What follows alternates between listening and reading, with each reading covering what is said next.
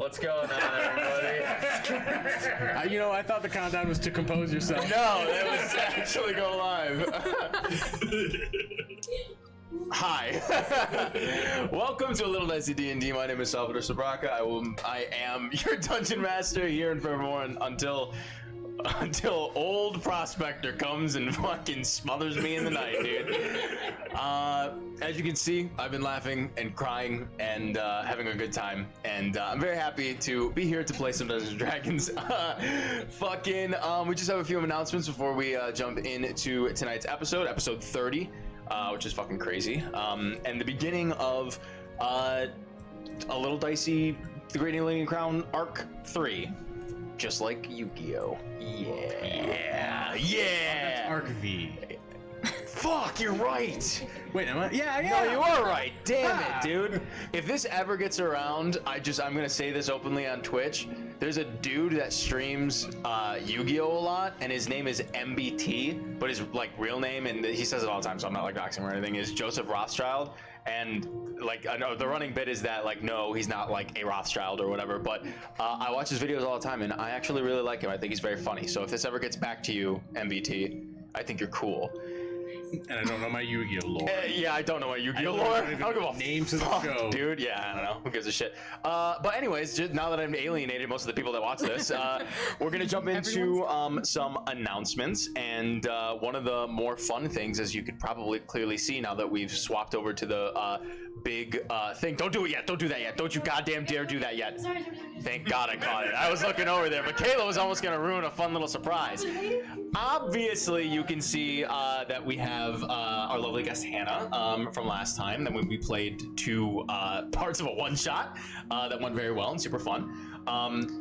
Hannah is joining us again, which is very exciting. You can see her character name already on screen, but I don't want to reveal anything more about them right now. We'll get there when we start the game. So without all that being said, Garrett, if you want to take it away, talk to us about talk to us about what we got going on, huh? Oh, unfortunate timing. I just yeah. So we got all sorts of I actually forgot about that. we got all sorts of social media, right? We got YouTube. It smells really nice in the studio right now. It's very nice. Very. We got TikTok. You know what? Oh God. Do it again. Do it again. Right. Finish it. I'm gonna. What happened was I went to swallow a piece, but the rind wasn't fully chewed, so it was held up in my throat. It felt awful. Yeah. There you go. Let's get another one in there, buddy. Oh my God. And get a seed or two. Yeah, attaboy. Yeah. Anyway, Mika should have posted the social media on the link there. Go to YouTube for our VODs, Twitter for me, to just be me, I guess. No one tells me what to do on there, which is weird. I feel like there should be some oversight, but whatever. Instagram's the same thing. Not on it as much, just because I don't really care for Facebook, but I try to be active. Did I miss anything? I feel like I missed something. Want to tell us about channel rewards and stuff? You're right, but I was talking specifically about the social media. Nope. Okay, cool. Anyway, one of the cool things about a stream is that we are an interactive stream, guys. We can, with the Twitch UI, we have all sorts of things that you can do that doesn't mess with us too much. It's more just a fun little thing. You can make us you can encourage us to drink a little bit of our potions that I make every week, and more cosmetic stuff like that. But if you use stream elements, you can really fuck with the game. No. Backwards. You got it backwards, you dumb fucking idiot, dude. Jesus Christ, take another bite of that lemon. Is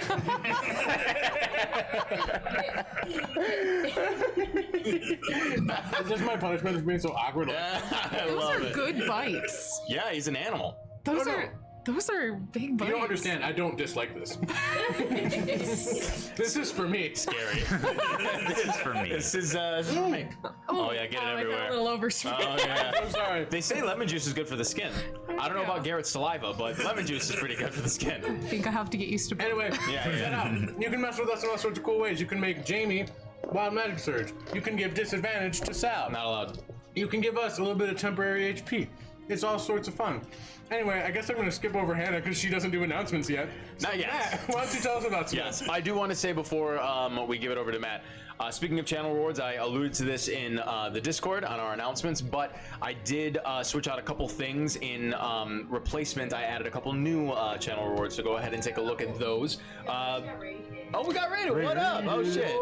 That'd be really funny if it was. Does that mean I have to take another bite of the lemon? Yeah, take another bite of 11 for fucking Silver Chan Live and all the people that came with them. Yeah, take another. Show us the lemon so it doesn't look like they're not doing it.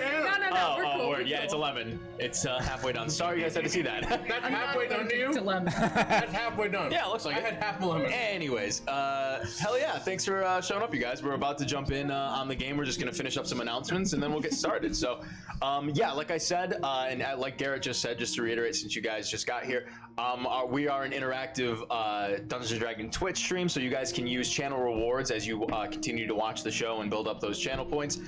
To redeem some stuff, go ahead and check that out at the bottom of chat. And take a look at some of the stuff you might be able to do. We just swapped out a couple things from the last few episodes and put in some all new rewards that are relatively affordable. Is there still spooky noise? Spooky noise is not available. No. I know. There are a couple other fun things though. Yeah. No, Dude, it was I so did. good. Just It was so good. I was like, okay, well, that was good. We'll bring it back in October. Yeah. We'll bring it back in October. Oh. But yeah, so you guys can check out those channel rewards and force us to do some cool stuff. And Party drinks, isn't it? party drinks. All right, yeah, hell yeah. Thank you. What do you guys think? Thank you, party. Yeah, what are we doing, Garrett? This is a Venetian Blush. Venetian It Blush. has a little bit of Campari, fresh orange juice, which if you see the little sediment at the bottom, that's skin from the My skin. It's got Skin. pomegranate juice in there, vodka, and orange LaCroix. Oh, I love It was that. supposed to be a San Pellegrino, but I couldn't find that. so. Very nice. It's very good. So yeah. So as you can see, we do all sorts of crazy stuff on here, and you can be a part of that. So thank you guys for joining us.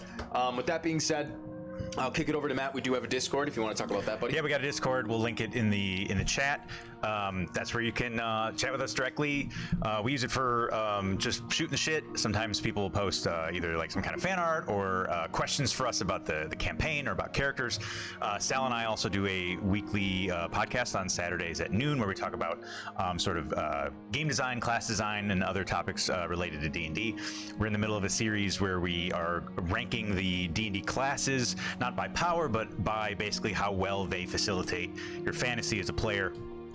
We're a little more than halfway through. We'll be talking about rogues this week, along with We've only got 4 left. the class of girls kissing. Of course. So it's kind of a twofer this week, multi-classing maybe. S plus class. You know, girls kissing. Yeah, for sure. So you can. We already know that it'll be rogues this week, but after Saturday, you can vote next week for what you want to hear next. And yeah, we're going to be wrapping up that series relatively soon, so let us know what else you might want to hear us talk about. And just get in there and tell Hannah she's cool. Word. You know? Also do that. Yeah, That'd be tight. do that. You're an animal. Finished it off. God damn. I wanted you to see it. Christ, dude. Nice. It was scary. Jamie, why don't you save me from that horrible visage that I saw over there? Sure. As always, be sure to check out our friends at superokpodcast.com. Also, our friend of the show, Aaron, can be found on Twitch at Little Bog Witch, and our moderator, Michaela, can be found on Twitch at Hello Diddy. Hell yeah. Awesome. Well, wonderful, you guys. With all that being said, we can jump into tonight's episode of A Little Dicey D&D. You guys ready? Got anything we need to get out of the way real quick? No? All good? No. Beautiful. Well then. Can we get one spooky noise? Fucking Jesus. Spooky noise in 3, 2. Very spooky. Spookiest of Very noises. spooky. Yeah, you're welcome. That was a werewolf farting. Good. Yeah, that was a little. Yes, Jamie, that was perfect, and I have nothing else to add. I love you. Okay. When last we met, our intrepid group of adventurers known as the Bared Souls had finally finished up some of their business here in the town of Aberlock in the province of the Blackweld in the great Naledian crown here in this continent called Naledian. Once they succeeded in essentially revolutionizing this small town and saving it from the tyrannical rule of the once proud knight known as Lord Ilan Thorn, and snuffing his life from the earth under the hand of the Five of Hells, a devilish-like individual who showed his face towards the end of this vast encounter, and essentially took note of your presence here in this realm. After disappearing along with the body of Lord Ilan Thorn and a new apprentice, Eric Stant, for lack of a way worse term, the rival, essentially, of Sirikaz Thelani. Much worse than that, for those of us who have not seen those episodes. Hated enemy, Yeah, sure. future target. Oh, yeah, baby. After escaping with the two of them, his next known whereabouts are unknown. From there, you decided to help out and aid in the reconstruction of the town of Aberlock. And in doing so, you met with Autolycus, the Silver Dragonborn, who is one of, if not the most respected members of the community here in Aberlock. He is the town blacksmith and a veteran of the Tens War.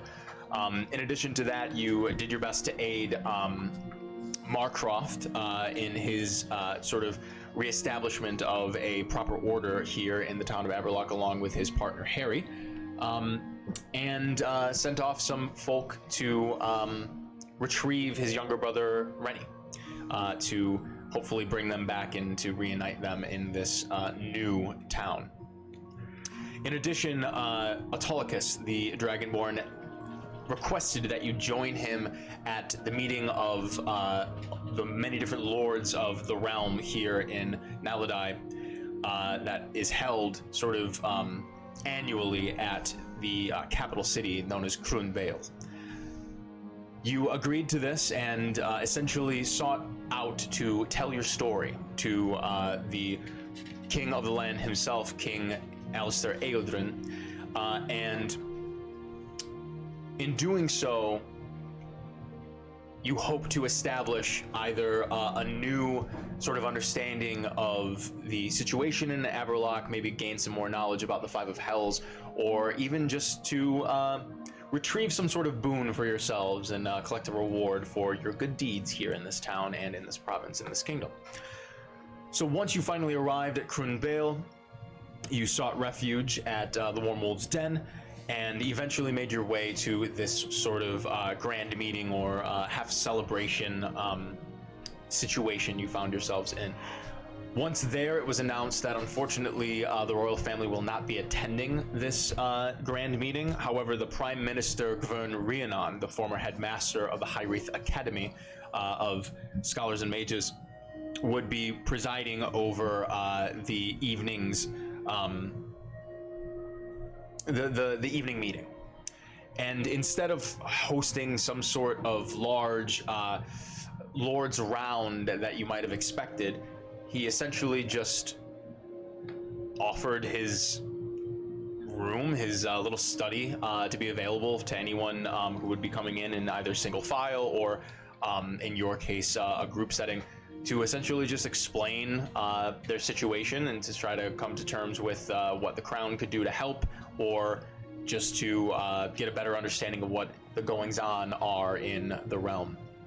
Eventually, you had this conversation with him, along with some other conversations prior to this meeting in the large crowd in the foyer area of the castle of Crun Vale, including some of the other members of the sort of personal. The word escapes me. I want to say cabinet, but I know that's not what it is. It works. Yeah, sure. The fucking cabinet of the king, and establishing different relations with some of them. Here, you spoke to Prime Minister Gwern Rhiannon. The ministers? The other ministers? The Yeah, ministry? but there's the court. Jesus Christ, I always forget that word for some reason. Spoke to other members of the court. Here, once you spoke to the Prime Minister, you essentially laid it all out on the line. You told him about the goings-on in Aberlock, about the terrible situation with what was believed to be the sovereign ruler, Ilan Thorn, how it might have been possible that he essentially usurped from under the nose of everyone this position in the town of Aberlock, which was rightfully Marcroft's, and established this odd connection with someone known as the Five of Hells. You explained that the town needs help rebuilding, and the Prime Minister seemed pretty nonchalant about the whole thing and just sort of heard you out, understood that this was the situation, agreed that something needed to be done, and offered essentially a grant to be able to help rebuild the town. Things went relatively well, so well in fact that towards the end when Kill decided to ask about some sort of a boon that could essentially keep him in good favor with the authorities and the crown whenever he would try to, go on any one of his interesting little excursions, let's call them, and make whatever choice that he found he needed to make in the moment. As apparently it went so well that Vern granted him this little boon in the form of a little medallion. So from there, you essentially decided to head back to the Warm Wolves' Den to reconvene with the other two gentlemen that accompanied you and Autolycus. While you were at the meeting and attending there, they were off looking for a couple different places that might be of service to you here in the capital. So for the sake of brevity, I figured that we might go shopping a little bit, and so I've taken the liberty of essentially writing up some of the things that you might be able to find. So everyone go ahead and just make investigation or perception checks, depending on what you'd like. And based on that, I will tell you what it is you might be able to buy if you'd like. Hey, it's a 26 perception. Very nice. How about a 15 perception? Nice. 10 perception. All right, beautiful. Essentially, after they point out a few different places for you, the following day you head out towards the middle of the day around noontime to essentially try to take stock of as many different things as you can. Firstly, Kill. You asked them to try to find some sort of organization or structure, anything that might be a cartographer's guild or have any sort of anyone that might be a practiced cartographer or anything like that. They looked around, and when they got back to you, they said there is not a cartography guild really here in the city. However, they suggested that you might get some luck by heading over to the general store. You might be able to find a couple different maps of whatever provinces and whatnot. And you took this, you took this information and set out. And as you did, you spoke to a couple people at the general store in general, and found out a couple different things. Number one, there's not necessarily a cartography guild or an organization, as far as anyone knows, in the capital. However, there is a lesser known sort of, we can call it a startup organization, that essentially they're relatively small. There's maybe only like a handful, maybe like a dozen sort of members of this, we'll call it a guild. They're known as Realms Guide, is this company or this guild's name. And they are based out of a town called Dornstead in the province of Cradle.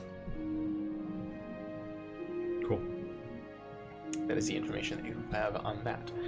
Now, as far as what you all are able to find to possibly purchase, essentially, especially with the help of Kill, and since you guys are all traveling together, if there is any sort of material cost to any either spell or something that you might have in mind, you're essentially able to find that without, unless it is something that is, would be underhanded to find. We would make a couple separate checks for that.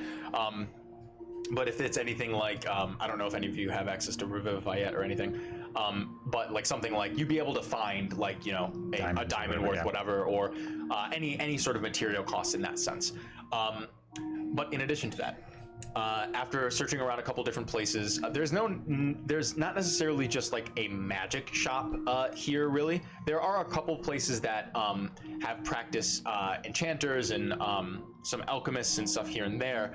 And you make your way around town. And this is essentially what you find throughout all of these. Firstly, You're able to purchase, if you'd like, up to 15 potions of healing at 5 gold each. You're also able to purchase up to 5 potions of greater healing, which are 10 gold each.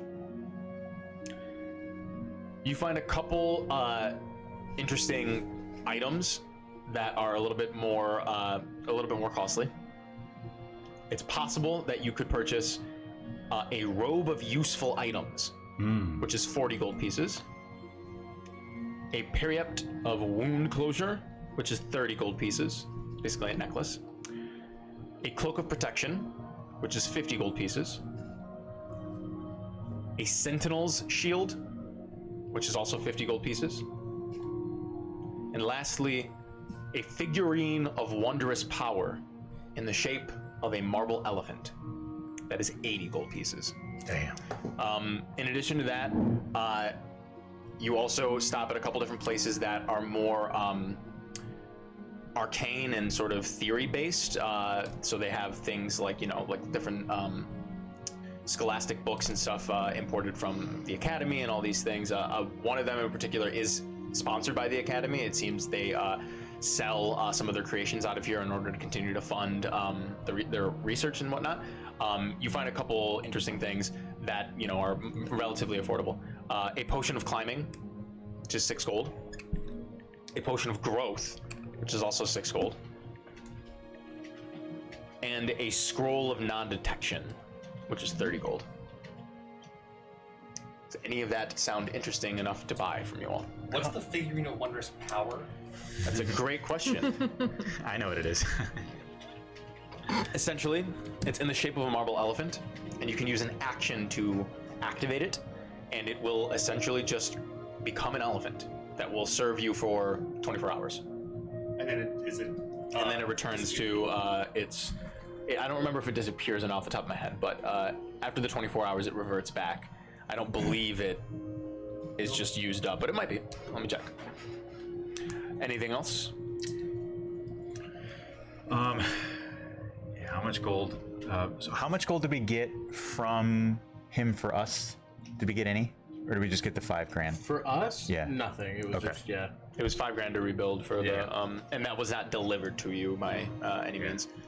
I will. I said this like outside of the session, I think, but I will check my box for the other rod of Immovable rod. Immovable rod. Yeah, it, by the way, the figurine just reduces back at the end of the So it's duration. like a once per day thing.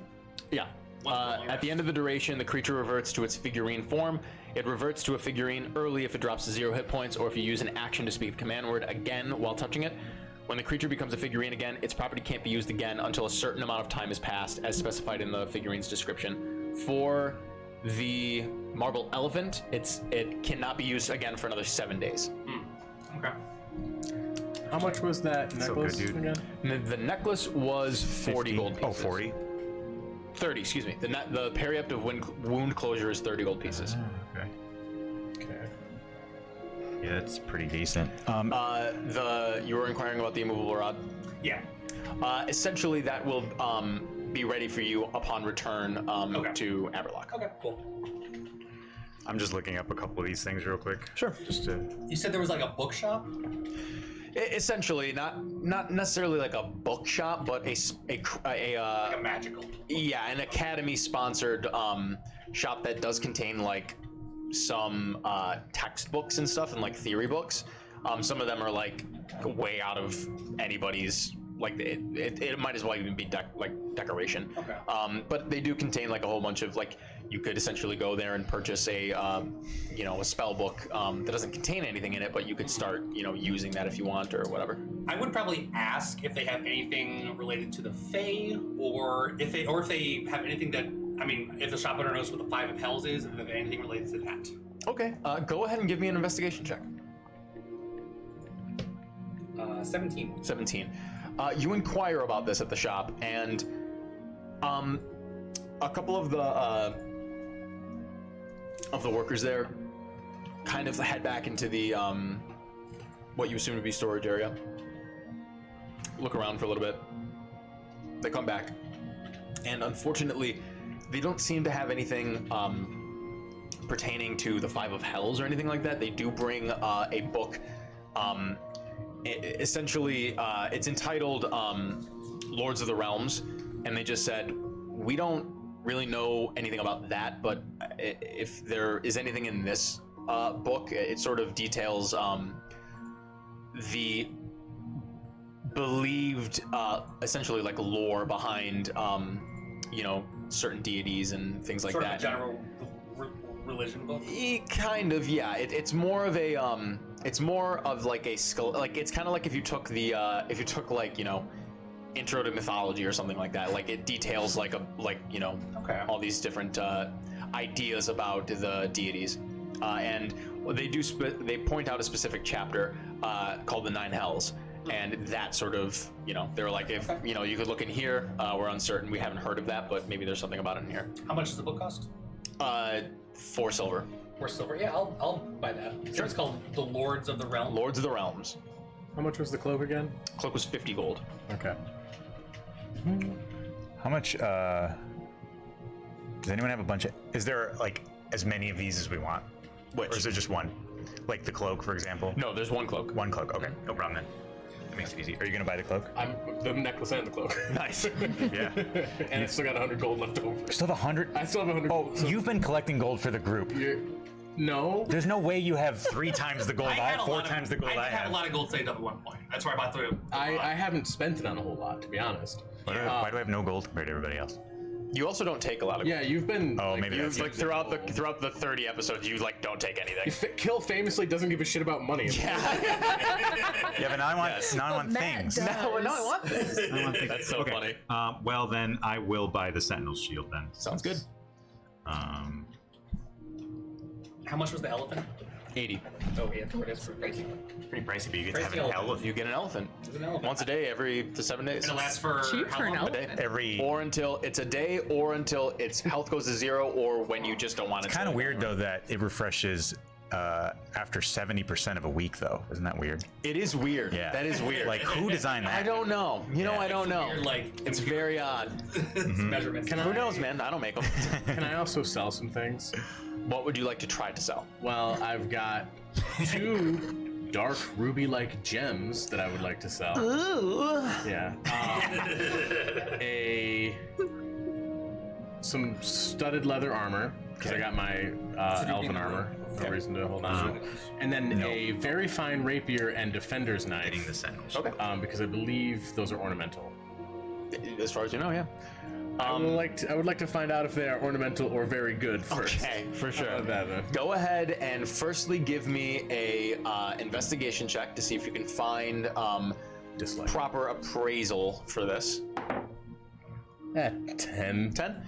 Yeah, I mean, it takes you a little while, but eventually someone is, you know, confident enough that, like, yeah, we'll take a look at what you got, especially in the weapons department. You find well, Autolycus first takes a look at it and says, oh, these are, he essentially, These are errands. yeah, no. Well, he takes a look and he says, these are well made, but he wouldn't take them into battle. However, that doesn't mean, especially here in the capital, like a lot of people there are like, this probably would sell here. Yeah. Maybe not somewhere else that they like need shit to be useful. Right. But you're probably pretty confident you could probably sell these here. He says you probably shouldn't take less than 5 gold for each of them. Okay.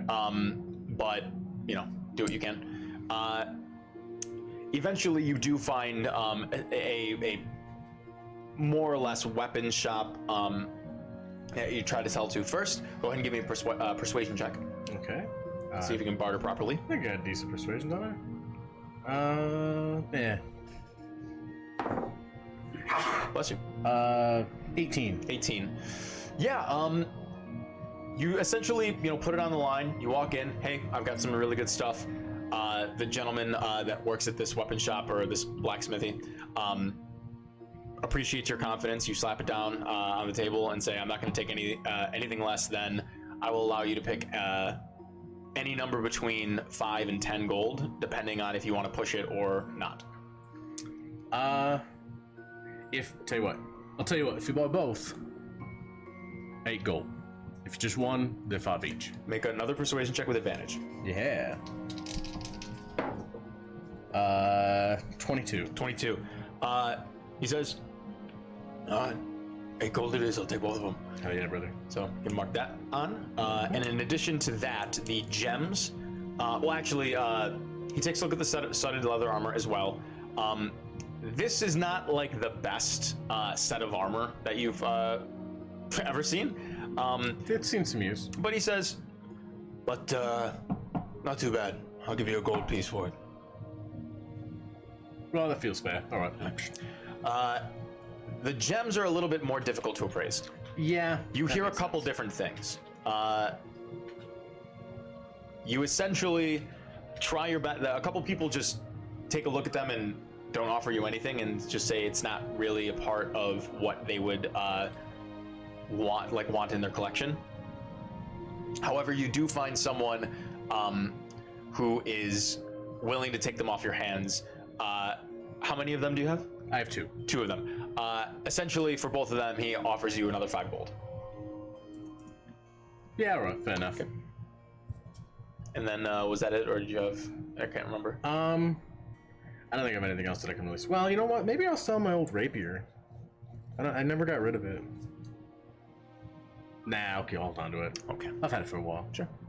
You just redeemed Fey influence as well. Oh, good to know. Okay, What is sounds good. that? Kill, Indigo, is there anything else that you guys want to do? I don't have any money. I know we had stuff we wanted to identify. Sure. The ring, and do we have something else too? Or did we already identify everything else? To my knowledge, we don't have anything else. I'm gonna go ahead and buy 2 greater potions of healing. Sounds good. Would it cost something to identify the Aaron's ring? At the shop, yes, per identification, it's going to cost you 1 gold. Okay, I'll pay for identifying Aaron's ring. Okay, sounds good. So you find some cool shit out about this ring. Give me just a moment and I'll look it up. So, the Fey influence. Did not mean to create, I want to look at my homebrew creations. As you are taking a look at this magic shop and getting this ring identified and appraised, essentially. As you're looking around, Indigo, you start to get this sense of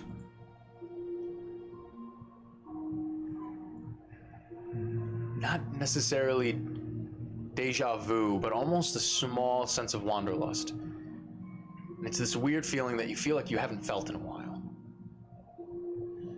And you just sort of look around and you begin to see little blue motes sort of fleck off of you. And you get nervous for a moment. Everyone take cover. But you don't feel that turning in your stomach. It's an odd feeling, kind of like a feeling of home almost, this weird sense.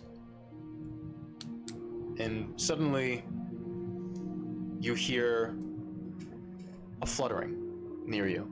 And you sort of turn, you look over your shoulder, and you can see just behind you, just off the right side of your shoulder, there's this sparkling little creature that's just sort of hovering there, flapping its effervescent butterfly-like wings, and its tiny little humanoid body sort of ever so slightly covered by what seems to be like a very soft, almost grass-like frock. Hair, white as snow, sort of done up in the tiniest little bun you've ever seen. Bright white eyes against a shining blue skin.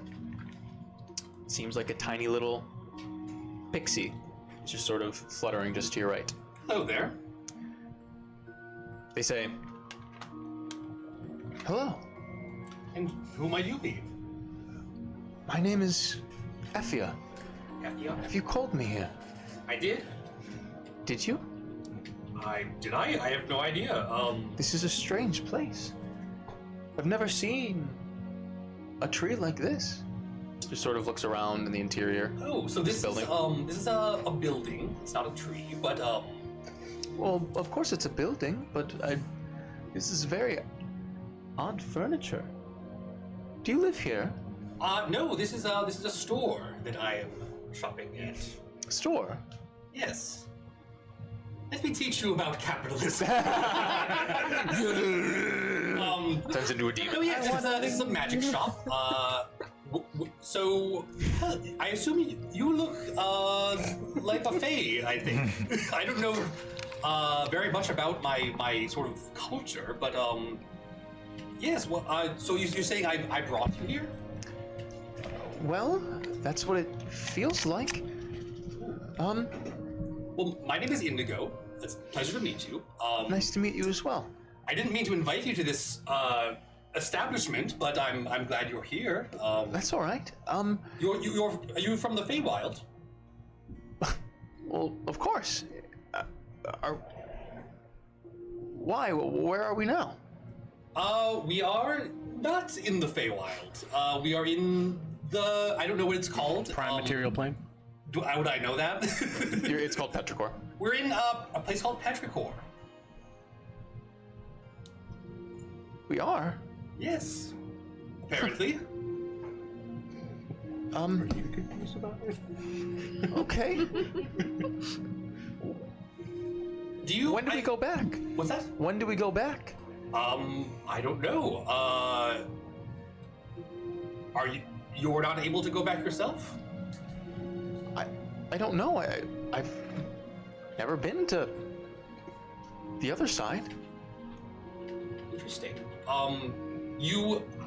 So here's the thing. I've lost a lot of my memory.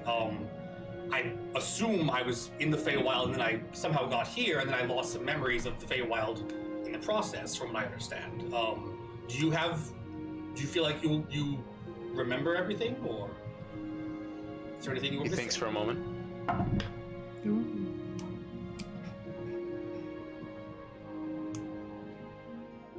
I think so. Last I remember, I was picking some berries. Now I'm here. Oh, well, I mean, you're welcome to travel with me as long as you like. I'm afraid I can't. I'm sorry if I brought you here against your will, but I'm really not sure how I did it or how I could send you back. Well, it's okay. Yeah, if you don't mind me sticking with you. Of course, yes. I would love to talk with you some more about where I come from. Okay. You don't happen to know me, do you? I mean, you haven't met me before today, have you? Not before today. Okay.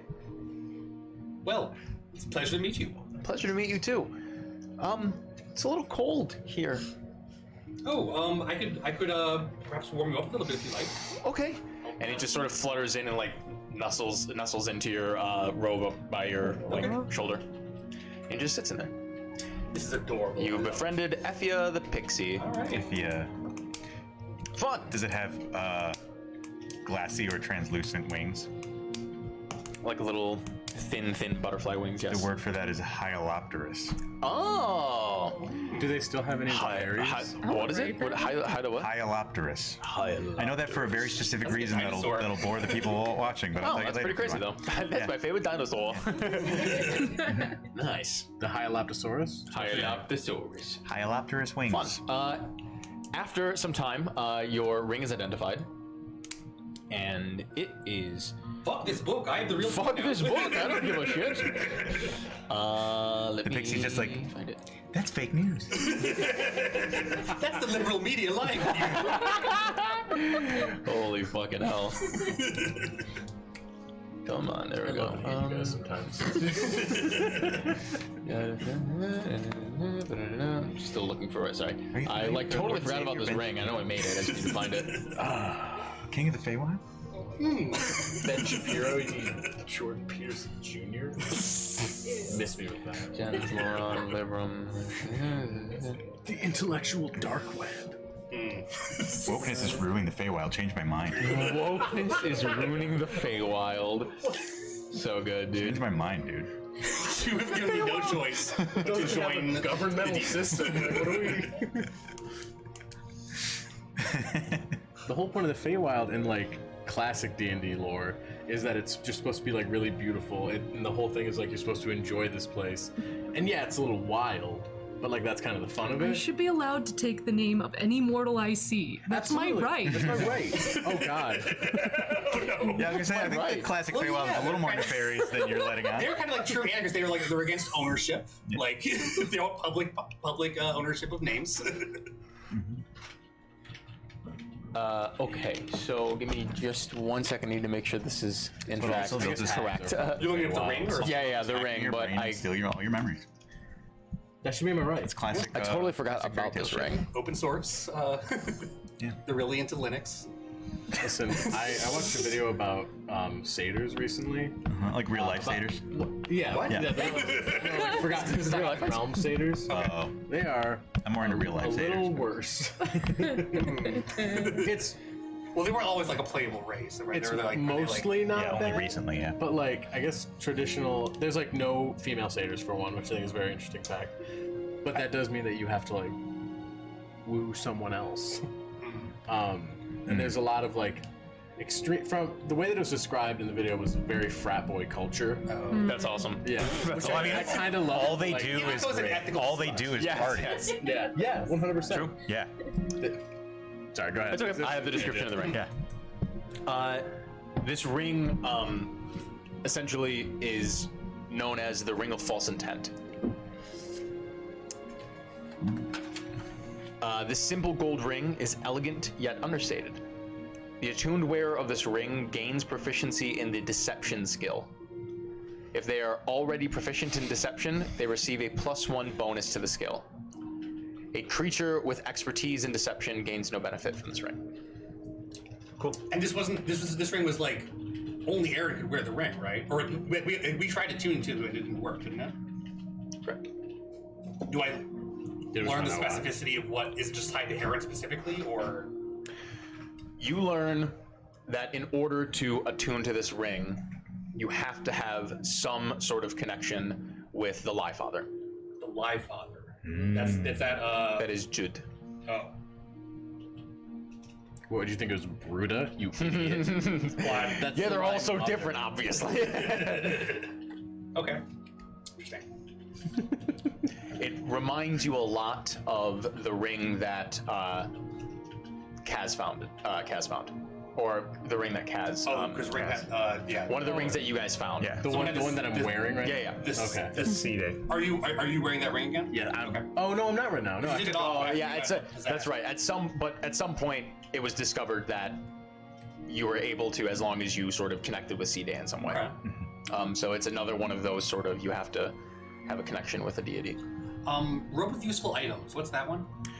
Robe of useful items essentially is a robe with a bunch of different patches on it, with a whole bunch of different fucking items that you just rip off, and it just becomes in one of these Is it items. just like any mundane object? It's not any mundane object. It It's like a depends. list of things You have to I can roll. get up. You have to. Well, yeah, it's Oh, a okay. list of things, but you have to roll to Basically, see. you get, like, Yeah. you get a certain number of random mundane items Yeah. in patch form. It could be like anything from like a mastiff to like a 50-foot rope.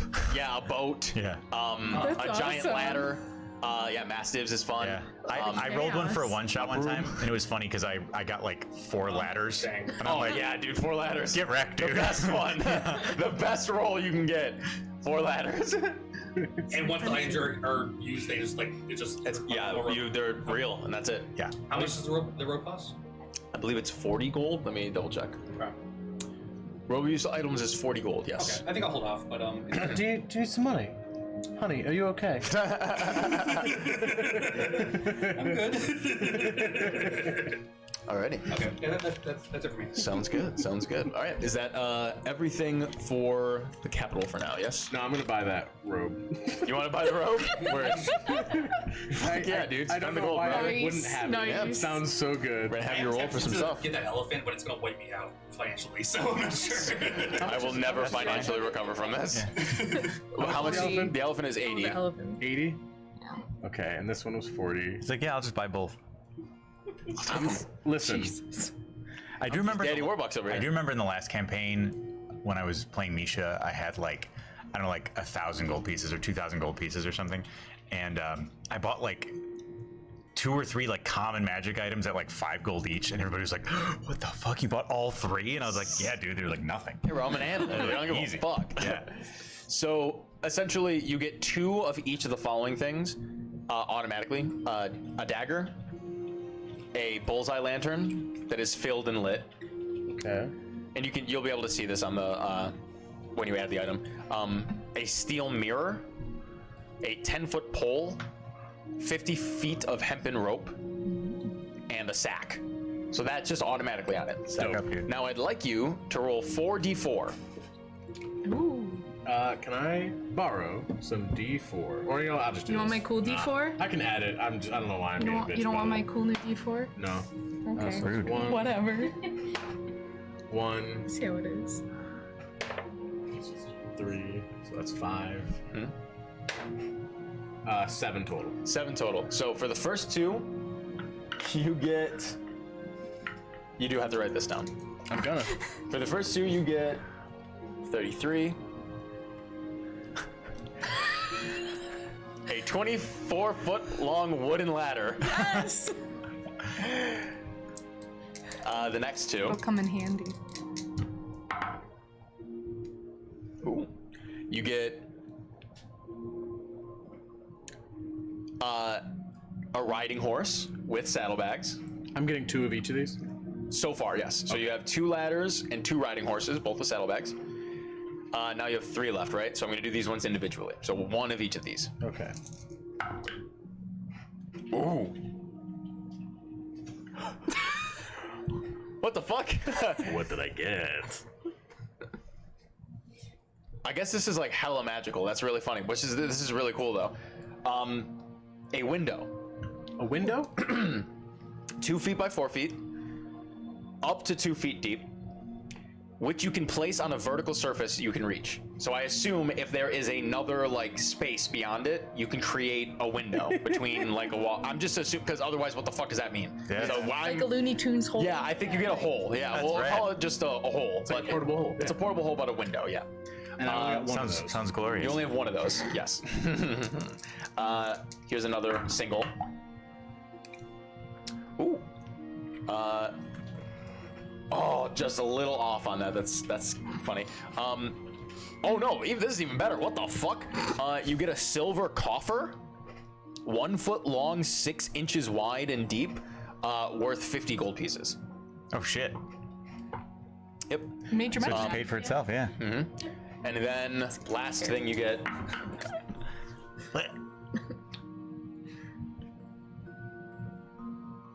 Double zeros is the oh wow, I rolled 100 then. 100? Hell yeah, brother. You get a portable ram, baby. Portable RAM. Portable ram. Is that like a Like a- battering ram or a You can use a you can use a portable ram to break down doors. It's a battering ram. Pocket ram. Yeah, so when you want to break down a door or like a Yeah. thin structure, you use the portable ram and you get a +4 bonus on the strength check. And then one other character can help you use the ram, which it says which would give you advantage, but just the help action does that anyway. So Sure. yeah, so there you go. That's your robe of useful items. One of the patches is just straight up a bag of 10 gold. So that's fun. That was the 1 through 8. And then the silver coffer is 9 through 15, which is so I rolled a 9, and I was like, oh, I thought a 1 through 10 was the bag of gold, and I was like, you just get a bag of gold. There's another one that you could just get a straight up spell scroll of a level between 1 and 4, 2 mastiffs, 4 potions of healing, a pit. You just put a pit on the ground. It's 10 feet deep. Nice. Amazing. Yep, it's pretty sick. 10 gems worth 10 gold pieces each. I think that's the most lucrative patch you can get. Excuse me, goodness. Hell yeah. Yeah, you could also get an iron door that serves as the same purpose as the window. Can I just sell the coffer? Sure, I'll just say fuck it. Yeah, Yeah. you can sell the coffer. Fine, to add 50 gold, What, whatever. what am I gonna do with a fucking coffer? Probably sell it. That makes sense. Yeah. You just take it off. The coffer's just All right, thanks. the coffer's just a box, right? It is a box. So It's you just have worth a 50 silver gold. Yeah. box. You have a nice silver box. Yeah, Yeah. for sure. I'm not about to put any shit in there. Fuck that. Yeah, you got a bag of holding, baby. Yeah. It's all good. There you go. Alrighty. Tight. Excuse me. Yes. Is the whole multi-use? Is the whole multi-use? Well, You can take it off. Like I haven't asked that many times. No. keep it in good shape. Amazing. Nah. The whole Michaela is not multi-use. You put the hole down once, and it is now a hole. Hole in their house. Yeah. Is that window there forever now? The window is just a window forever. Yeah. You should save that for when you're redecorating. Yeah, for sure. Michaela, can you do me a quick favor? Can you actually run just into the next room and grab the laptop charger from my bag? It's right on the couch. Thank you. So, great. I believe we've concluded our business in the. Well, now that I have more money, what else was Do you want to? Do you want to buy some more stuff? We'll just get it out of the way. 80 gold. Listen, if no one else bought the greater potions, fuck it. I mean, I bought 2 already. I'll buy There's the 3 other left. 3. Yeah, sure. So now I have 5 greater potions. There you go. Cool. Thank you very much. I have healing magic, so I'm not gonna buy potions. That's fair. You know, to be honest, I'm not sure why I have them because I have this wound closure thing. But Guidance to Kaz also. Oh my god. Potions will let you bring back one of us.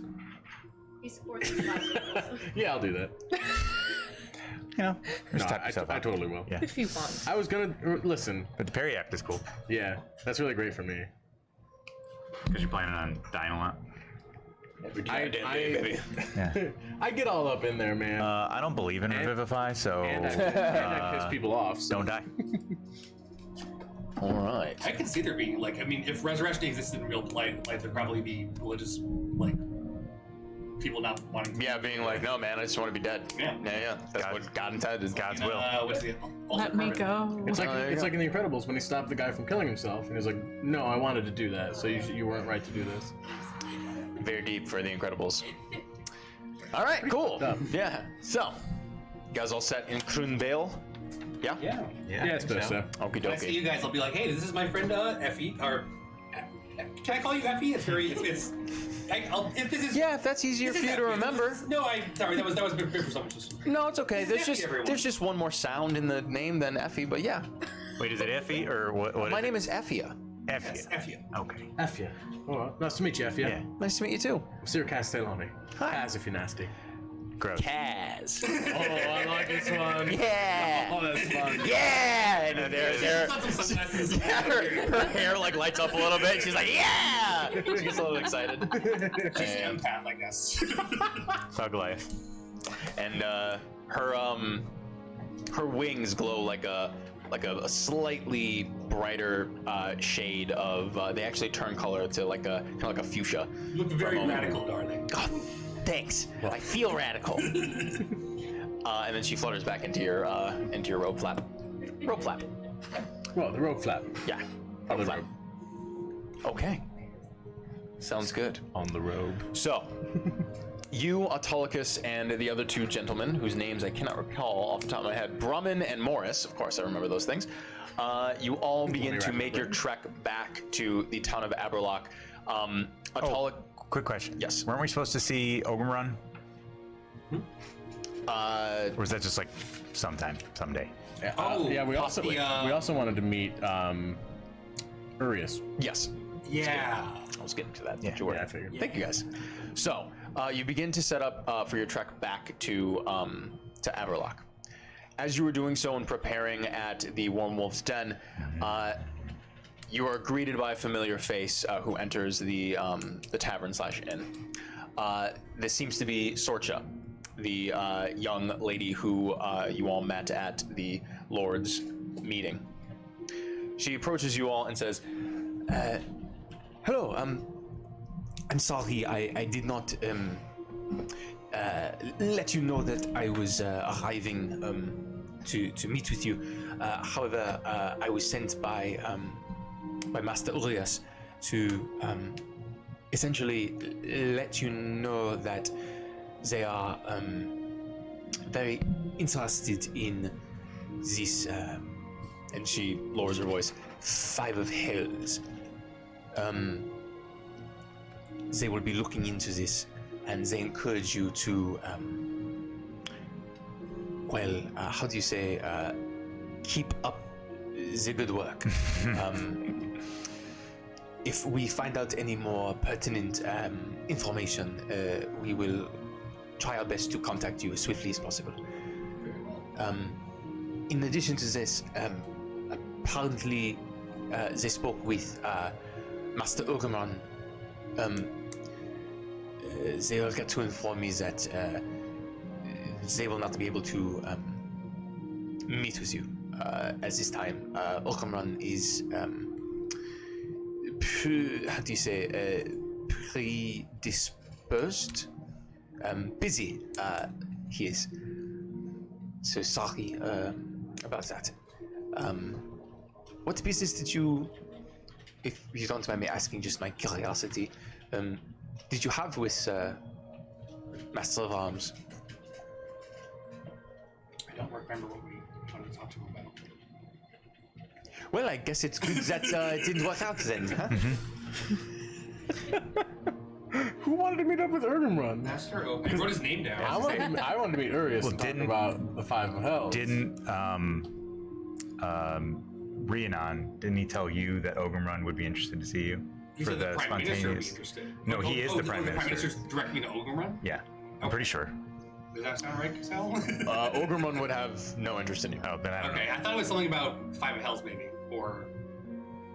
I also don't remember. Nah, well, good thing I didn't. Good job, guys. Proud of you. I was focused on Urias. I didn't care about. Yeah, I proud of you guys. It's probably must not have been that important, I guess.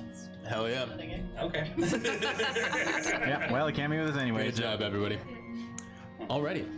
So, after you've concluded on that information, you essentially set back out to the town of Aberlock. And for the sake of brevity, you know, you arrive there eventually after a few days' travel and spend a good amount of time here helping rebuild and doing the best you can to make a better place for these people. So, with that being said, Hannah, first and foremost, just a quick question. You made sure to level yourself up? I did. You're level 6. And a girl. I would like everybody else to please leave the table.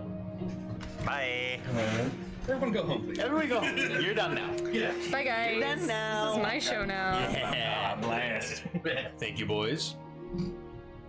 We'll give it just a moment while I sip my coffee. Get a sip of that. Hey, you're right, Dave. We caught it. Coffee. Jesus Christ. Alrighty. So, Dweesa, Yes.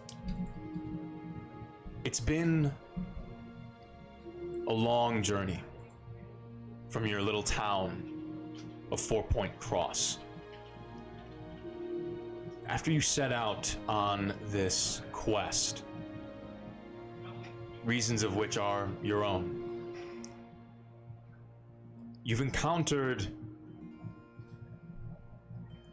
many different types of people, not by your own hand. You've sort of been, these people, for lack of a better phrase, have been thrust upon you, unfortunately. And this journey has been a bit more tumultuous, at least now, than you might have assumed it would have been when you set out on it. After taking the sponsorship from the Naledian crown and boarding the crown-sponsored travel ship known as the Ice Queen, you set off to a new, well, hopefully a new settlement in northern Naledian, in hopes to make further ground on this quest that you've set out on. In doing so, you met a couple interesting folk, to say the least. And unfortunately, this voyage was compromised, leading to essentially a shipwreck and being marooned on the southern coast of what was once known as the Frigid North, this unexplored area of Naledi that had not yet been settled. But now that the crown has begun its excursions to many different places, a couple settlements here and there have sprouted at the hand of King Eodrin. And in order to give this area of Naledi a better current reputation, it is now being referred to as Northern Naledi. So a little bit more amicable to the layperson. Many people, though, have rejected this name and still refer to it as the Frigid North. And it's not necessarily the... People aren't chomping at the bit to head to the Frigid North, to say the least.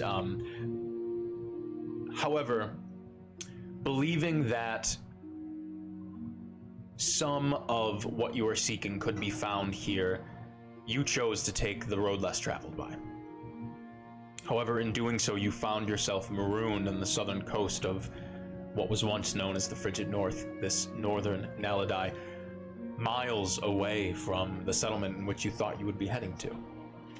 There, you met a eccentric, lost fellow who introduced himself as Frigus, a member of a apparently well-to-do family back in the capital of the Great Naledian Crown, known as Croonvale.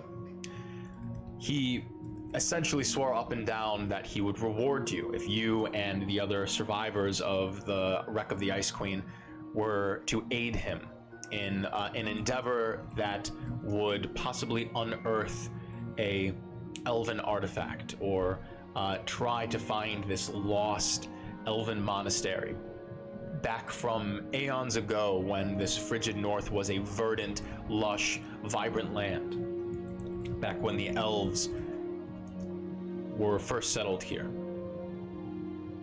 You accepted this offer because, honestly, what else was there to do? You were stuck here, so better to find a possible monastery than to waste away here on the frigid coast of this uncharted land.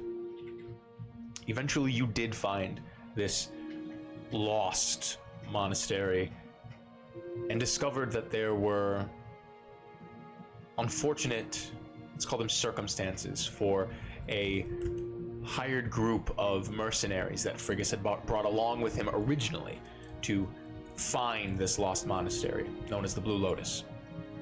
They were all slaughtered by some creature, as far as you all can tell. Searching the monastery for clues, you eventually discovered that this place was stalked and haunted by an apparition, for lack of a better term, a shade of a furious force, this incarnation rather of the deity Side, also known as He of Vengeance, Devil Child, the Avenger. He's gone by many names. You quelled this cursed place and finally put to rest this furious aberration. In doing so, you uncovered an ancient, believed to be elven artifact known as the Umbran. This is exactly what Frigus was looking for. And as you collected these things, some of the other members of the party were a bit skeptical about Frigus's reward. As you were yourself, but again, if anything could be done, if you all could be rescued from this place, it might be nice to have a little bit of hope at the end of the tunnel. Eventually, you return to the part of the coast where you were originally marooned and shipwrecked. Stayed there for a little while, trying to alert any further ship or anything, hoping that someone somewhere would come along. And after 3 days, help did arrive. Seemingly, a naval ship from the Naledian Crown was passing through, and as you and the rest of the group were shouting out best you could, they proceeded to dock, get as close as possible, send down some rowboats and come over to you and retrieve you from the Frigid North. There, you were essentially brought back to the mainland of Naledi, and as Frigus essentially revealed his lineage and his level of importance in society to these navalmen, you all were quickly brought back to the capital city of Krunbale, someplace you've never been before. A sprawling city that is almost too stimulating. There's so much going on here. It's so different from your life back home, and it's so different even then from your small travels since you left home. You've never been to a city this large, and if any other place is larger, you can't even believe that it would exist. This is the most people-packed, most buildings you've ever seen, the sort of grandest landscape that you've ever been in. And it's a little bit overwhelming. However, this light at the end of the tunnel seemed to be real. And Frigus kept his promise. And he actually paid each of you 50 gold pieces. Woo. Yeah, pretty nice. This is a haul that would probably take you a year, 2 years plus at the shop back home to bring in on a good couple years. So that's nothing to scoff at, something to be very proud of. However, over that trip, you received some messages as you were scrolling different notes in, let's call your diary. And through these messages and these conversations, you were warned that it's possible that the artifact is not the most... How do I put this?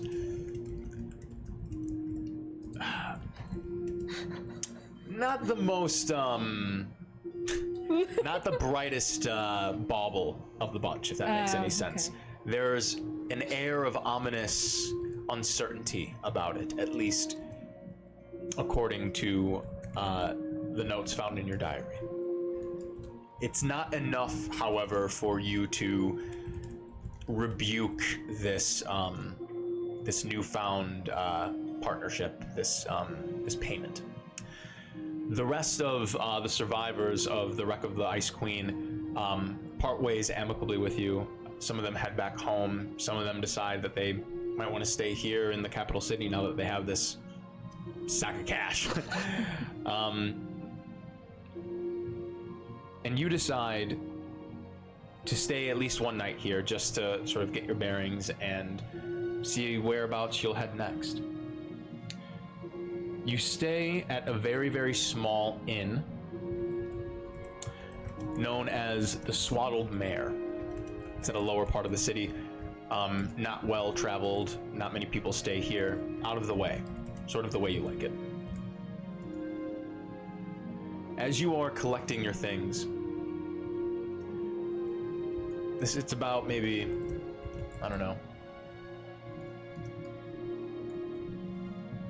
8, 10 in the morning. It's rather early. You want to get a head start on the day. The door to the inn, you're sort of in this, there's not really, there's no mess hall area. It's not like a tavern that also happens to have room. It's strictly for the night stay.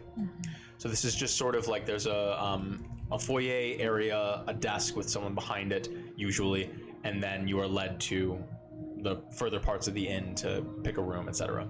So you're sort of in this foyer area where there is a table, a couple chairs, bench. It's nice, and there's a tapestry on the ground. It's half decent, it's cozy. The door opens, and a hooded figure walks into the room. The older woman behind the counter, who is essentially the ledger woman, takes a look up and says, "Hello, how may I help you?" And the hooded figure essentially raises a hand, sort of turns his fingers in the air and mutters something. You recognize this as a spell, but it doesn't seem harmful by any means or anything, but some spell is cast. The woman's eyes sort of glow for a moment, and she just, of course, shuts the ledger, picks up her quill, and walks to the back of the inn, closing the door to the hallway behind her. It is just you and the hooded figure in this foyer. the hooded figure turns over to you. You can see just sort of the bottom of their chin and the edge of their nose. However, the hood, which on any other humanoid's head would sort of fall just so on the back of their head, seems to be pressed up back further. A couple of points just on the back of the hood, giving it sort of an odd shape towards the back. It's almost sort of like a longer, like a veil even. It is this beautiful royal blue, trimmed gold on the edge. It is very well made, almost like silk. You're uncertain of the actual material used to make this. You can see that it covers the entirety of their person. It is sort of just ever so conveniently buckled at the nape with a brooch that resembles what seems to be like a dove, in a beautiful sort of gold replica of like the image of like a flying dove. They walk up to another chair at the near the bench where you are sitting, gathering your things, and they just sort of turn it to face you, and they sit down. The figure pulls down the hood, and their long elven ears stick straight up and out and back. They have this slicked back dark hair that sort of falls just out to their shoulders. They have a very severe face. It's almost as if they're about to scold you, but you don't even know who they are or what they're saying. And they speak with a very calm, direct tone. Crosses his legs over each other. The cloak that covers him still covers his entire body, as far as you can tell. So it's very odd to get a read on their body language. However, you can see there are little slits where arms can sort of be, where they can, his arms can emerge and retract with a Blackwell. That's a terrible way to describe that. Yeah, beep, beep. Yes. He folds his palish arms across his chest, that he folds his leg one over the other, and looks at you with bright eyes, this severe expression, and says, "Hello." Good morning. Keep putting my stuff away. Yes. Can I help you? I believe you can. Oh. What do you need? You need a potion or something? No, not a potion. My trade is in knowledge. You are Dicey, yes? How do you know that? It is my trade to know important folk. You've arrived here at the, let's call it the behest of Master Frigus, have you not? Yes, I met him perchance up in the frozen, the frigid north. Northern Naledian. Yeah, that's... So the story goes. And you found something there, did you not? I don't have it. Make a persuasion check.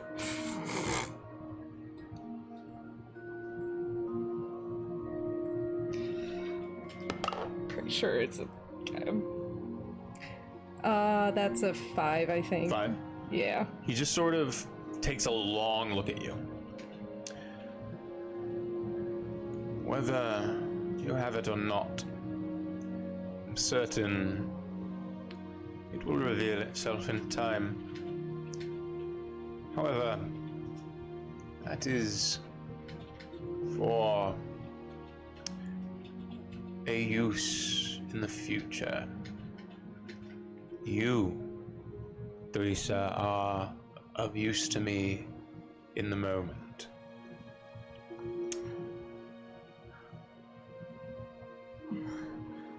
Frigus and his boisterous sense of self-importance, you see, has caused quite a stir in my, let's call it area of expertise. You see, there are parts of this story that he tells that are rather interesting to me. And in addition, there was a very interesting happenstance about, something around 2-ish months ago. A group, they call themselves the Bared Souls, has done some good deeds in the Blackwell somewhere. I had the pleasure of meeting them some time before this. One of them is of great interest to me. Well, I don't know them either. I realize this. I would like you to get to know them. Why me? Because, Theresa, your story, as far as Frigus has said, is something of great interest to me, as is the one called Indigo. He is a member of the Bared Souls. He's the one I have the greatest interest in. And not only I, but others. People who could be of great aid to someone like you. Someone well versed in the trade and tools of the alchemical. I have a vast repertoire at my disposal. I could be of great service to you.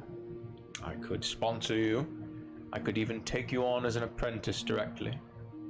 I could, at the drop of a hat, the flick of my finger, have you brought in to the Hyrith Academy, studying under the greatest minds to discover all sorts of unfounded alchemical discoveries. All I ask of you, as far as I have learned, they are still within the province of the Blackwell, helping rebuild this quaint little town called Aberlock. This is where they've been for so long. I ask of you to head to the Blackwell, head to Aberlock. Inquire about them, meet them. As far as I recall, there was someone that they had traveled with for some time, but when they arrived here and explained their, as the city puts it, the liberation of some dastardly fiends in this town, only 3 of the 4 were accounted for. Perhaps they are in need of further assistance. Who knows? I would ask of you to learn as much as you can about this Indigo. And in return, I will do my best to provide you with endless opportunities in the realm of alchemy. Does that interest you? Do you mean to cause this Indigo person harm? No. No, I do not mean to cause them harm. I seek information that would be rather difficult for me to obtain through direct means, unfortunately. Do you know what it is I look for? Do you know of the phenomenon known as spontaneous arcanum? I don't think I've heard of that. It is a less studied area of the arcane. Not many at the Academy even choose to delve into this. Not much is known. I am the foremost expert on the subject. Well, myself and my former master. Indigo suffers from this condition. Spontaneous arcanum. In the common tongue, some call it wild magic. Wild arcanum. I might have heard of that. The scholastic phrase for it is spontaneous arcanum.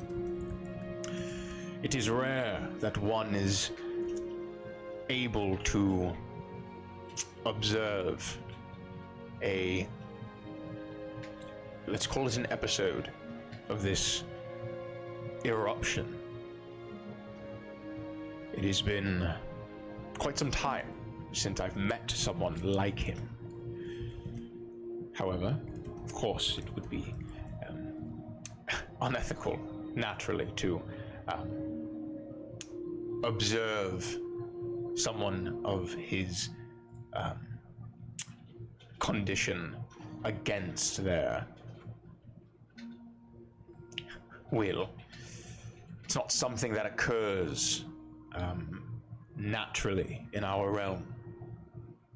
And my latest research might suggest that's something that you have uncovered in northern Naledi might shine a bit of light if I could connect a few dots.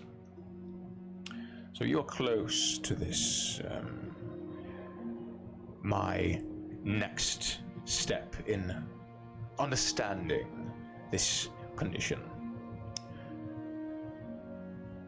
This monastery that you all uncovered, as far as I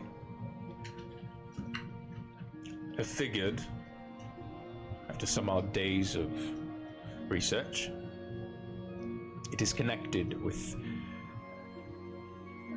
the ancients of my people. The elves that settled there, they were in direct commune with a realm that is untapped, unbounded with arcanic potential. I saw some of the murals. There was some pretty spectacular plants on there. Yes, the eldest ones, they are known to command great power. One from my own lineage is said to still walk this realm, though many believe him to be dead.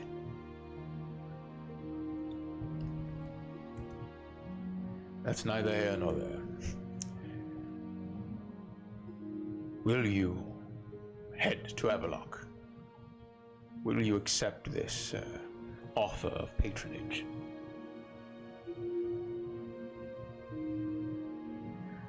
Will you tell me your name? You may call me Talil.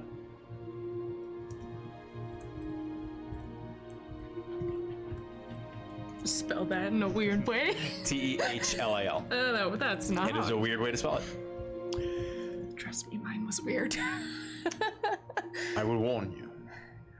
There may be things that you hear about me. Never mention my name. Keep this between us. My research is important, and unfortunately my means by which I attain information and conduct my research, to some, they may misunderstand. However, people like you and I, we do what we must to attain our goals. Can I insight check him? Does he seem earnest in Absolutely, not please wanting do. to harm Indigo? Sure.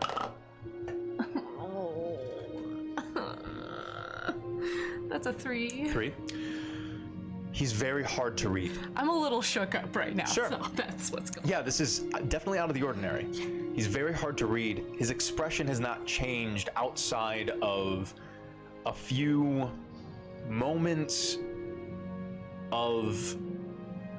It's almost like there is an underlying connection that you share. The air about him is tense, but there's something about him that feels not necessarily familiar to you, but as far as you can tell, it feels like he understands you in this weird way. And you get a sense that what he's telling you, he's being, in his own way, as forthright as he can or is willing to be. Can I have a moment? Please. Of course. He stands. He walks over to the door. He sort of moves his hand and the door opens. He steps out and he turns. Good for doors. He turns to you and he flicks his hood back over his head, and then he steps out of the threshold and the door closes behind him. I'm gonna take out my book. Okay. Okay. I'm just gonna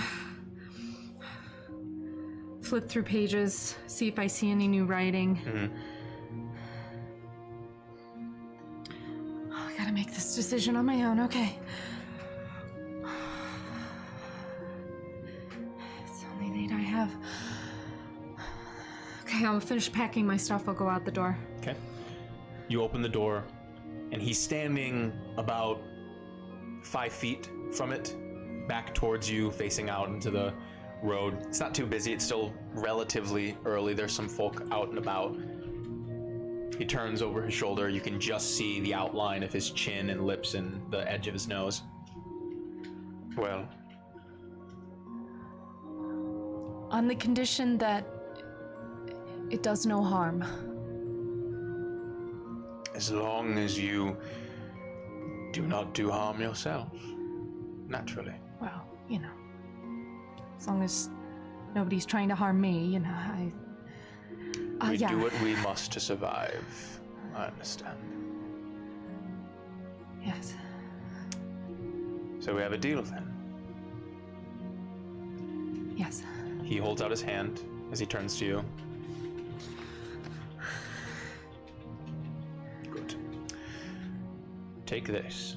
And he slips it back into his robe, slips his hand out, and as he sort of begins to flick his wrist and sort of twist his fingers, almost out of thin air, a parchment sort of appears. It's like he pulls it out of space itself. And with that same hand, he sort of flicks his fingers around and deftly folds in this precise and pristine manner this piece of parchment into a very small, prim, and proper envelope, really. No bigger than a couple inches around.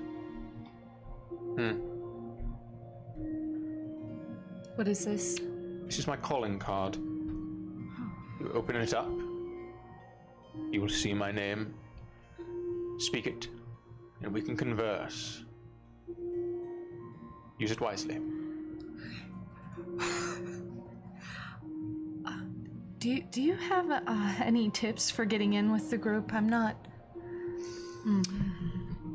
This is what I would suggest. The young satyr is interested in discovering more about himself. Over your travels towards Aberlock, we can converse, and I can tell you as much as I know about his interests. Arrive. Tell them you heard about their exploits, and that you have some expertise in the Fae, he will take interest in this. Beyond this, as far as I've heard, the turtle that travels among them goes by the name Kill. He takes interest in your trade. Apparently, he forages, has some sort of minor understanding of the alchemical process. I'm sure he'd be willing to learn a thing or two from you. Okay. As far as the Devilkin, the tiefling among them, he goes by the name Sirikaz Theloni.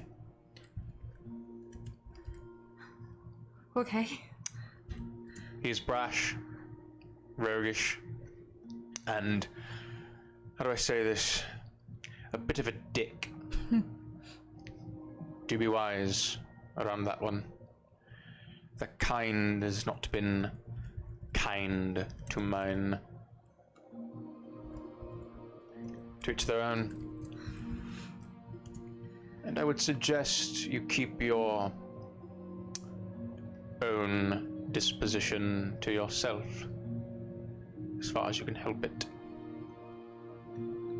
The less they know, the better. I usually do. Good girl. And he turns and he says over his shoulder, I don't think I need to say that this has never happened. Good day, young lady. And he strides off. Okay. Well, it's a lead, I guess. I'll find a way to the place that I wrote down in my Aberlock, notes. yeah. Yeah, Aberlock. Hell yeah. I wrote it down. Michaela, you want to retrieve the party?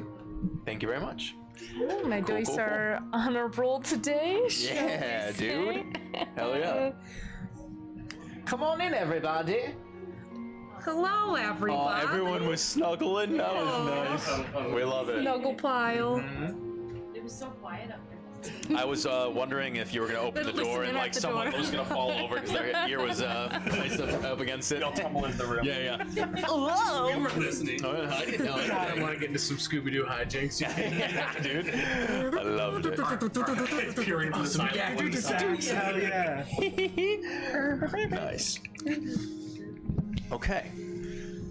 So, you all have spent, well, you three, have spent the past remainder of 2 months here in the town of Aberlock. Assisting what you can when you can, essentially waiting on any further information from Sorcha about the Five of Hells or anything like that, while simultaneously aiding in the reconstruction of Aberlock, meeting with Finrala as you can, getting the lay of the land, foraging more, developing your skills in the martial aspect. We sort of went over this last session about, downtime activities. Is there anything else that maybe that you thought of in the past week that you were like, oh, I didn't mention this before, but it would be cool if I did this? You have like over a month and a half, essentially, when you return to have this bit of downtime. So if you'd like to, let me know. If not, we can just move along to... I mentioned this before, but other than hanging with Finrala, just like trying to pick up some skills from Metallicus. He sort of mentioned last time that if I spent some more time with him when I got back, I might learn a thing or two. Absolutely. So you, as you spend more time with Autolycus, you become much more comfortable with this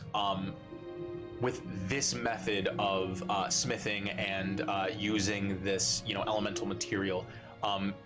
I don't want to say it's more crude in the Maritums, but it's definitely not as precise as the metalwork that Autolycus is teaching you here. Dragonborn in particular are known for a very specific way of metalwork in a lot of the same ways that dwarves are known for their specific metalwork and elves are known for their specific metalwork. It's sort of this like triangle, this holy trinity of smithing, that each one of them is as revered as the other, but for different reasons. Okay. And so you learn the more draconic way of metalwork, which involves a much higher temperature most of the time, to be, you know, either quenching or, you know, heating some of the metals.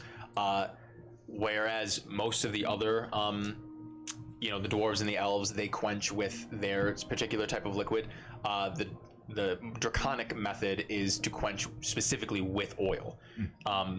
And so Autolycus teaches you these things over time.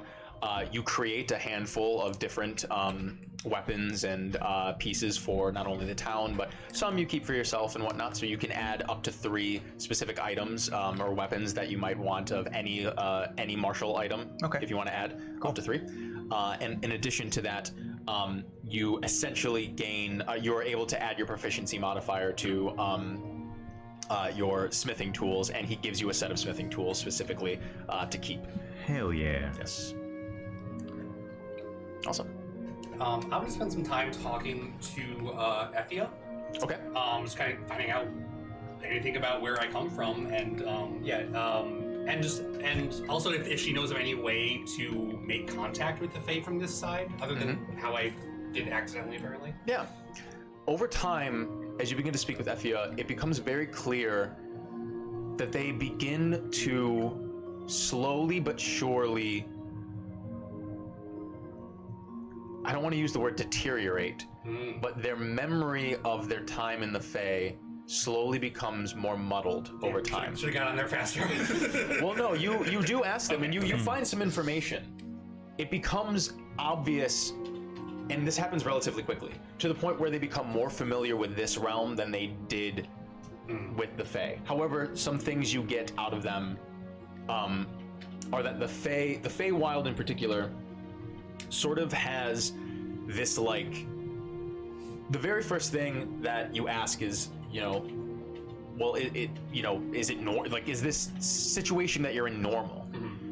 And they basically explain that they're unsure if it's normal or not, but they do know. I'll do this in character. I don't know if it's normal or common, rather. I do know that there are lots of exciting and wild and sporadic things in Fae. Is that whereby, so sometimes sort of random magical effects happen around me? Is that related to the Fae? Maybe. I'm not certain, but things like that tend to happen back home, as far as I remember. I mean, there were a couple times where I've popped up here and there in the Fae. I've always found my way back home, though. You also, they let you know, it depends on where you are. You don't remember anything? You don't remember the sun? You don't remember... I had a strange, I don't know if it was a memory. I had a strange vision a while back, but it didn't really involve anything Fae, I don't think. I saw some tieflings, a purple skin one, and I think a red skin, and then this, I don't suppose you've heard of the 5 of Hells.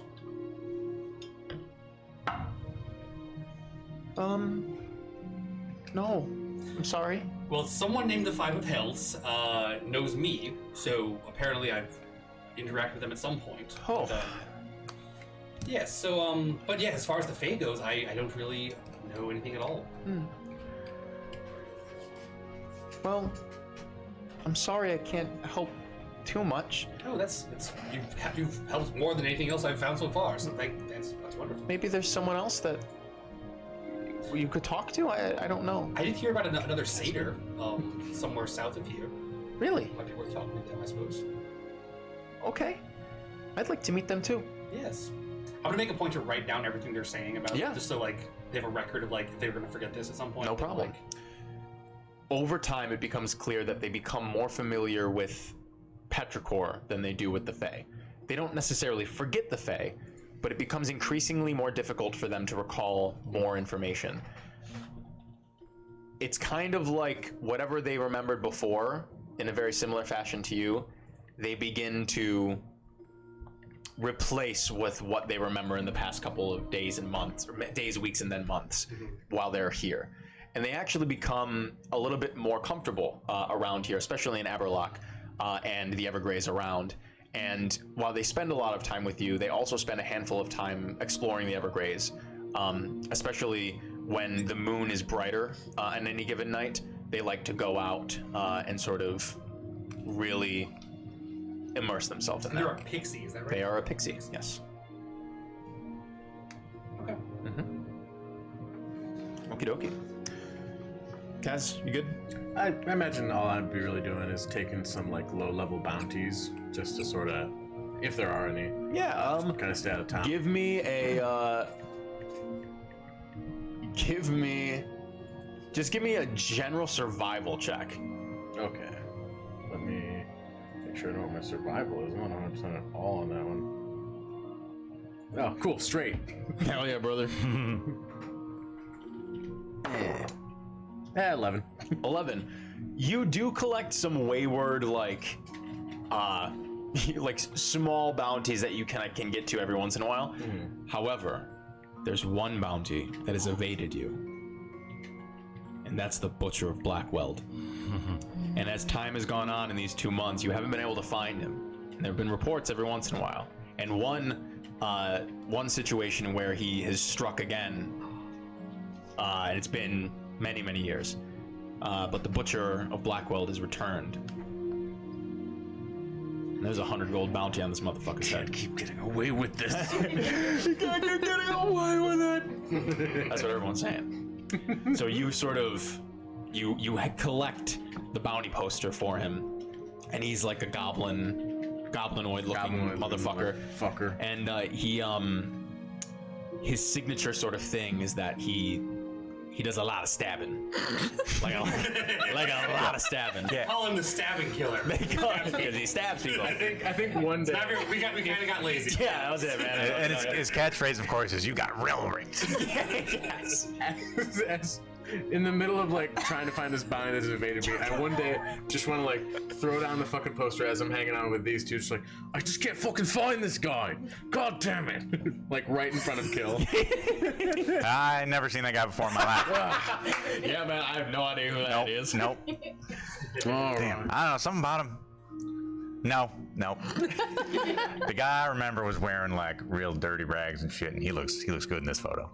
Yeah, it's like a nice headshot, actually. Yeah. Yeah. It's good studio. Yeah. Good lighting. Good lighting. Pretty cool. Hey, he could book something with this. Yeah. Saw his old one. He's like, nah. No, he's like, I gotta update this. Anonymous tip. Yeah. Dagger through. I don't do the brick wall background anymore. Like it's all just one color. Yeah, for sure. It's a gradient.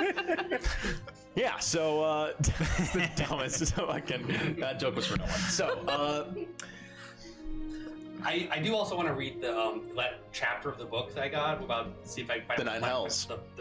See if I find out anything clues as to what the Five of Hells is. yes, you do not necessarily find much about the Nine Hells specifically. However, you do get some very interesting information about some of the believed denizens of this 9-layered realm of hell.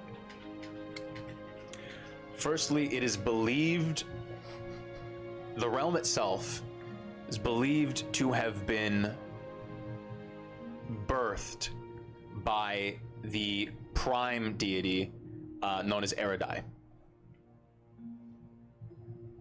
There are many different stories about how the realm was created in and of itself, but it is generally believed that Eridai, the prime deity of death itself, sort of settled this realm as it finally settled into the world, the universe rather.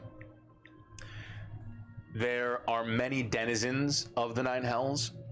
However, the overarching ruler of the Nine Hells is the ethos deity known as Zakon, Z-A-K-O-N. Son of Eridai and Prima, god of evil, hell, tyranny, and law.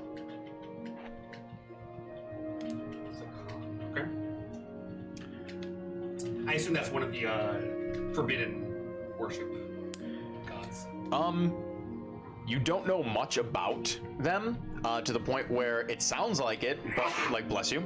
Are you gonna do the multiple? Let's do it 4 times. We'll see. Okay, we'll see. You don't know much about them. You inquire here and there, and a lot of people actually are not familiar with this.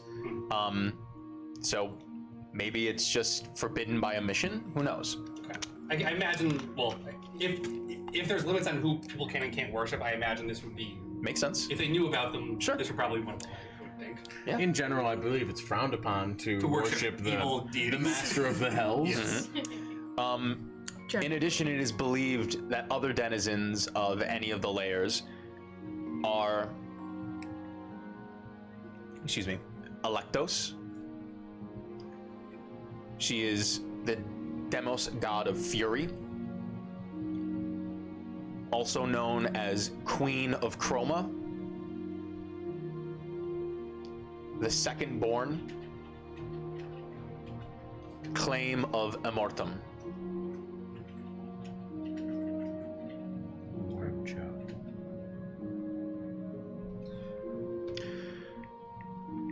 It is also believed that the demigod, the Demos god Bruta, is imprisoned in one of the layers. However, it is unknown which layer she is imprisoned in. Mostly believed because the gods that imprisoned her there do not want anybody to find out where she is. Bruta is the goddess of conspiracy. There's only 9 hells. How hard can it be to search them? Yeah, man, I don't know. Why didn't they find her already? It doesn't make any sense to me. Do I find anything specifically about the 5th layer of hell?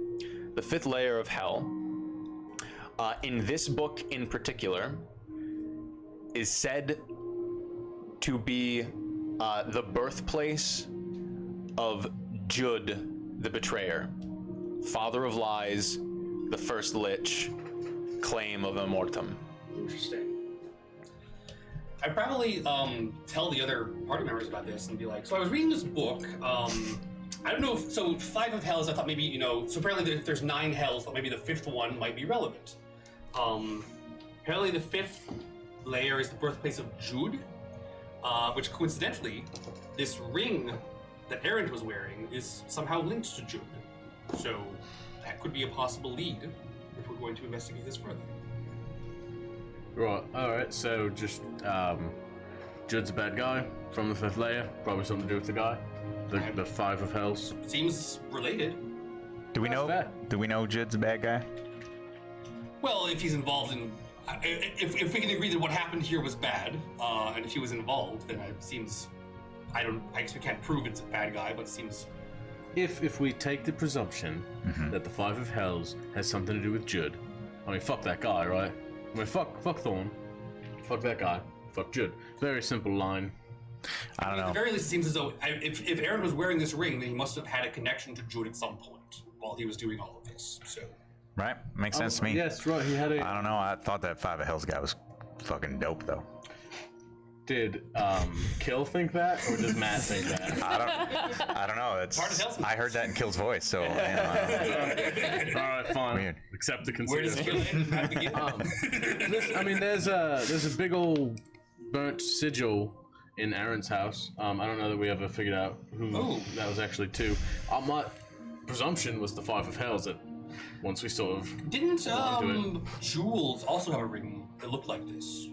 Is that, am I this? Yeah, I remember when we first met her. She had her and Aaron had rings. I think Harry Sr. also had a ring, but of course, like I didn't get any specifics. That's I just sort of cult of Jude. I just noticed that they were, magical. Yeah. They ever find any? Do we hear anything about? Over the past couple of months, no.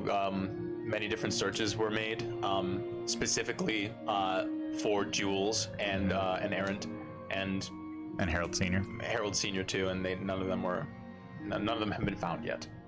Any when we I guess this might be kind of a time skip or whatever, but did we get the money? The 5,000 gold pieces? Yeah. Okay. The town shortly after you guys arrived and sort of explained things to Mary and Harry,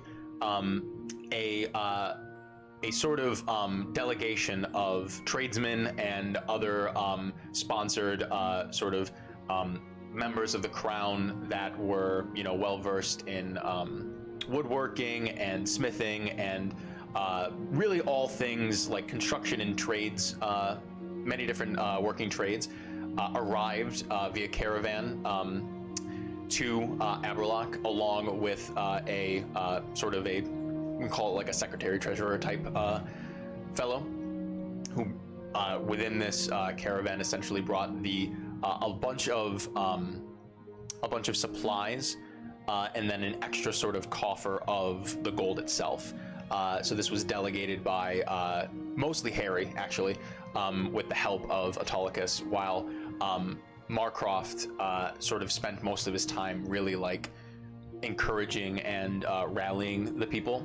And eventually, at the end, just towards the end of the second month, about a 10-day out of the end of the second month, the expedition that went out to retrieve Rennie returned with Marcroft's younger brother Rennie, and you all got to sort of reunite with him. It was nice. And Marcroft and Rennie embraced and reunited, and since then, Rennie visits you all on your everyday sort of, chores and different excursions and whatnot, and you can see that he is very, very happy to be back.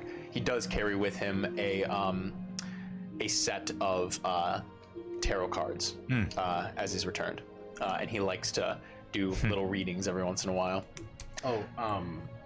I'm gonna give him back that rusted ass knife he gave me. Yeah, when he first for met. sure. Yeah. He holds on to it, and he carries it with him a lot. But he does have a nice new sword, specifically made by Autolycus, that Kill helped make as well. Cool.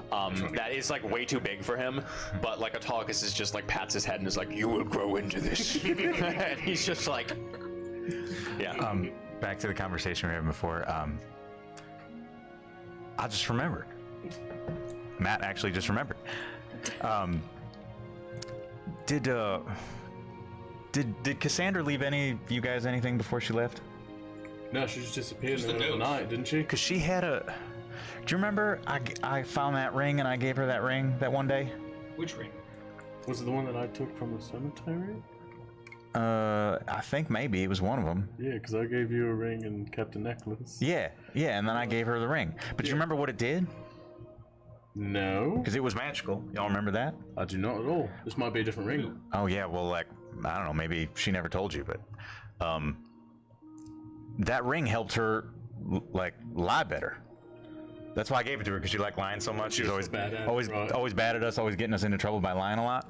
But like, you're saying that this ring, isn't that what it basically does? Help people lie better? It helps you lie. I mean, if Judas is the god of conspiracy, right? So this. No. Bruta is the god of I'm conspiracy. sorry, I'm very new to all this, but Judas the god of betrayal and lies. But I don't think, Okay. I don't remember her saying that like she needed to have a relationship with anybody to, to attune to it or whatever. But I don't It know. was sort of a generic, and this is like the brand or something. Yeah, maybe. It could be connected though. Maybe that's who was involved with all the Desmua stuff and the Samson and all that shit. We never really did figure out who was at play there. No, that's true. From what I was reading this book, so I guess We know that Gores is involved, but like we don't really know who's involved, above him. Did I find out who's like currently in charge of the fifth layer of hell, or does not work like that? It's not mentioned who's in charge here. There is one other name though that was brought up a couple times, specifically with Electos and Judd. They share a title, claim of Immortum, and Immortum seems to be another ethos god, who is the son of Eridai and Protus. And he is the ethos god of undeath, treachery, war, and chaos. You said it was was it ethos gods, or what were they called? Yeah, so there are Primos, Ethos, and Demos. Okay. So those are the 3 layers of the pantheon. And the higher ones are kind of more like forces. Yeah, like, essentially. not really worships. Yeah, as such. and you would be, at this point, I would say, if you wanted to research into this in the 2 months, you would find this out. It's not common knowledge, but like, you know, you speak with Finrala. Finrala sort of explains the pantheon to you. The Primos forces are Gyros, time, Prima, earth, Loris, the sun, Ulnar, the moon, Mythos, which is sort of the collective knowledge all around and like the ebbing and flowing of things. Protus, life, and Edidai, which is death. Okay. So specifically, Zakon is the son of death and the earth, and he rules over the 9 hells. Okay. And Amortum is the son of life and death. Okay. He is the deity of undeath, and then a couple other things. But people don't really worship those gods because they're not really as present as like the lower tier. They do not directly pray to the ethos gods because it is not necessarily believed that the ethos gods directly interface with mortals. However, the Demos gods are well known to do that. Okay. Interesting. Yes.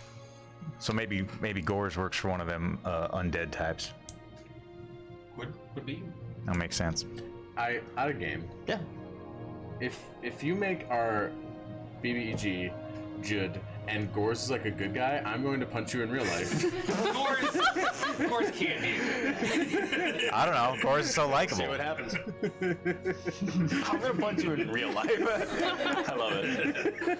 So, towards the end of the second month that you've been here, you're getting a little bit anxious is not the right word, but antsy about any further information from the higher ups in the court, specifically from Urias and any more information about the 5 of Hells, and you know you feel as though these past 2 months, while they were really well spent and you've learned a lot, you feel a little bit stagnant at this point, at least in any furthering of your direct goals with trying to find either the Butcher or Eric, or discovering more about the Fae or the 5 of Hells.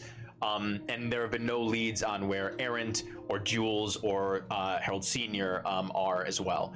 However, the town itself is prospering and doing the best it can.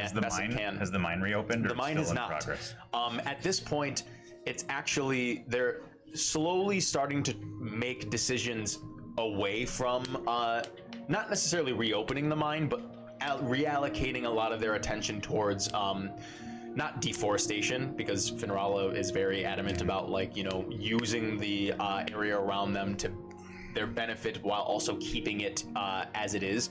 So a lot of the trade now is actually going towards establishing a lot more agricultural land around here best they can.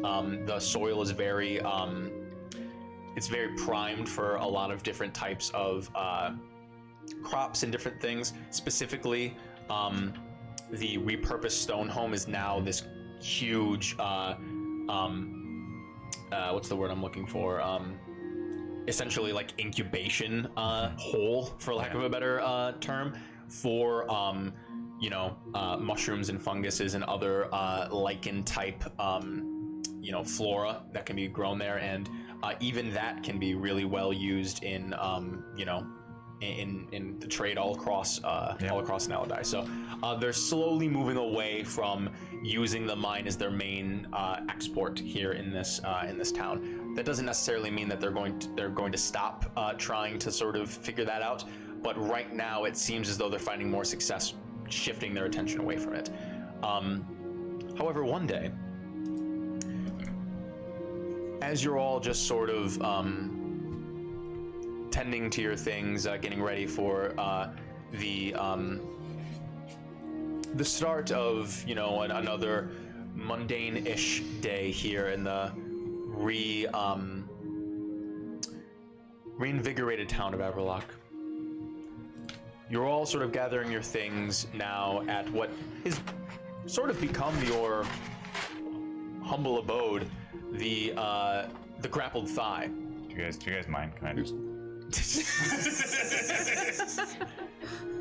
You got it? Wonderful. Yeah, buddy. I Yeah. thought you were gonna be like, I'll be in my chamber. Yeah. Yes. Do not disturb, please. While there are a handful of other folk sort of enjoying their breakfast and whatnot, you're sitting at the table that you all, congregate at, not every morning, but as often as you can when you all get together. And the double doors of the grappled thigh swing open, and a familiar face walks in alongside an unfamiliar one. Finrala, the elven druid, who you've interfaced with many a times, specifically Kill have helped create this new fungal garden here in the town. And she's sort of acted as this naturopathic guide here in this very, many representative town surrounded by different aspects of nature, whether it be the Tempest Peaks or the Evergrey Forest, or just a little further to the west, the coast of the Cerulean Ocean. She enters in, and alongside her is this young woman who seems to be carrying a relatively larger pack on her back that seems to not necessarily dwarf her, but she seems to be more of like a petite, gauntish figure. Hannah, if you would like to describe what you look like. Oh, sure. Let me just make sure I got my little cliff notes up here. Of course. So what you see is like you said, a semi-petite woman. She looks young. She has got very dark, messy hairs pulled back into a bun. Her face is kind of gaunt.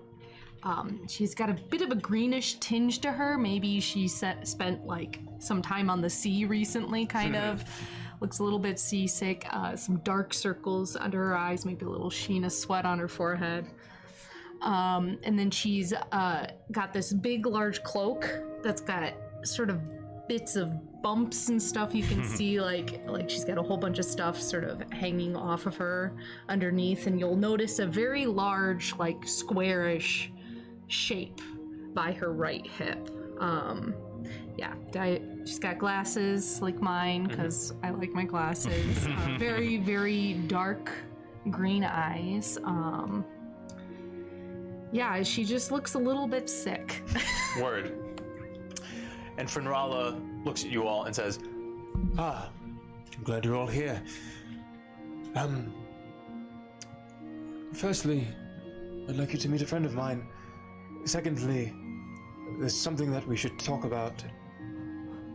I think I've discovered a bit of a disturbance nearby, and I would request your aid in this circumstance. It has something to do with, as far as I could tell, the rift between realms. Oh, that sounds quite dire. But Perhaps. when you say realms, do you mean like Petrichor and another land, or like the world and another place? Like Petrichor and the Fae. Oh. And we're gonna take our break right there. Well, there you go, buddy. It's about that time, brother. Time to learn some shit. Hell yeah. All right, cool. We're going to be right back, everybody. Just going to, grab some snacks, use a restroom, re-up on our coffee and our things. So don't go away. Do what you got to do. We'll be back here in about 10 to 15 minutes, okay? So thank you. We'll see you soon. Can I get that other part of lemon? Party strife. Hey, what's up, guys? What's up? Welcome back. We're in it. Hell yeah. Where were we? What were we doing? You guys were chilling, getting ready for the day at the Grappled Thigh. Another day here in the town. What was the name of that? The name of the inn is the Grappled Thigh. Yeah. Yeah, you're here right now. You're here. I'm gonna write that one down. Oh yeah, good name. It's a good one. Good one to remember. I think we all wrote it down. It's the Grappled Thigh. We're all huge fans of that name. First time. Resident Wrestler. It was such a moment when we first got there, like, welcome to the Grapple Thigh. Just like, no one here. Yeah, I know. I'll give you guys a quick little behind the screen on that. I forgot to write the name of the inn for when you guys arrived here, and so I frantically looked at my DM screen and I saw the condition grappled, and I was wearing a pair of shorts like I am wearing now, and I just looked down at my thigh and I was like, "It's the grappled thigh," and you guys are like, "Awesome!" And I was expected it to be much seedier than it was. "Oh yeah, you know." I got the impression like it was seedier, but then we got like this like tyrannical prohibition sort of like. That's right, baby. Yeah, and it ruined the seediness of Someone it. went in Yeah. there, put a bunch of plants in one room. Someone did that. Yeah, no idea. Weird. No idea. Could have been anyone. Yeah, that's the plant room now. They trimmed it up a little bit, but it's kind of like one of those like resort rooms where like some people stay in there like, we booked the plant room. Yeah. There's extra oxygen in here. Yeah. And they're like, I really feel like I'm outside. Yeah, those that is fucking a idiots. Pull. Yeah. I hope anyone here has watched that specific episode. Yeah, watch all the episodes, you fucking noobs. Yeah. Anyway, so yeah. Say hi, Auntie B. Auntie B! I don't care if you're here or in chat. Ooh, Auntie B! Fuck You yeah. put some respect on her. I name. fucking love Auntie B, dude. That is me putting respect on her name. That is our. That's aunt. me going, ooh, Auntie B. I can hear the respect. The people's aunt. She knows. The people's aunt. Very nice. I was smiling too much, so I couldn't properly cock the people's eyebrow. I would love to, if I could be a pro wrestler. I wanted to be someone's aunt. Yeah. Yeah, I'm your, an ant. your gimmick is just I'm an I ant. collect flamingos. Yeah. Chunks. Yes, dude. Oh my god. Pro wrestler. Solid. You can watch an R-rated movie. Don't tell your mom. You could try a sip of. I'm God an ant. damn, that's such a good gimmick. That's so fucking funny. I love that. Well, you guys are at the grappled thigh, and your resident nature ant, Finrala, enters into the inn, very vaguely and minorly introduces a quote friend of hers, and suggests that there is some sort of situation nearby that she might have discovered. She goes on to say, I am concerned with the presence of this anomaly, so to speak. I've been doing a lot of reestablishment of the area around here in the past few weeks, and learning a great deal about the topography of this land. It has changed much since I've been here, which is very interesting. My apologies. This is Theresa, yes? Is what you said your name was? Yeah, hi. Pleasure to meet you, Teresa. I'm Indigo. Hi. I'm the best one. Oh, we're just doing this right now. Seemed like there was something important to say, but hello. What could be more important than an introduction to a new friend? I'm Sir Castellani, and unfortunately, I'm the sane one. You look sane. What did you say your name was again? Sir Castellani. You can just call me Kaz, actually. That's fine. Thank you. Yeah, I'll do that. And I'm Kill. what is that growing on your back? Oh, these babies? That's a shell. Fuck you. God damn it, Garrett. Solid. Don't be so insensitive. Okay, that's a good joke. Oh, thank you. That's a good I joke. appreciate it. That's not what I meant. No, I know. I wouldn't say something like that. That was. This is adorable, and it's. Listen, you're fine. We have fun around We here. have You'll fun get used to here. it. Do you want one? Yes. You see? Yes, Some I do. people Yes. want one. Can I? Yeah, help yourself. I told you that this would be an amicable meeting. I encountered Theresa as she was traveling up through the Everglades. I was doing my usual dawn, let's call it just my usual walk through the Everglades. And we came upon each other. Introductions were had a nice little chat as we moved back up to Aberlock, and she mentioned that she was interested in speaking with you all. Come a long way, she has, as far as I have been told. Yeah, I've been to a bunch of different places now.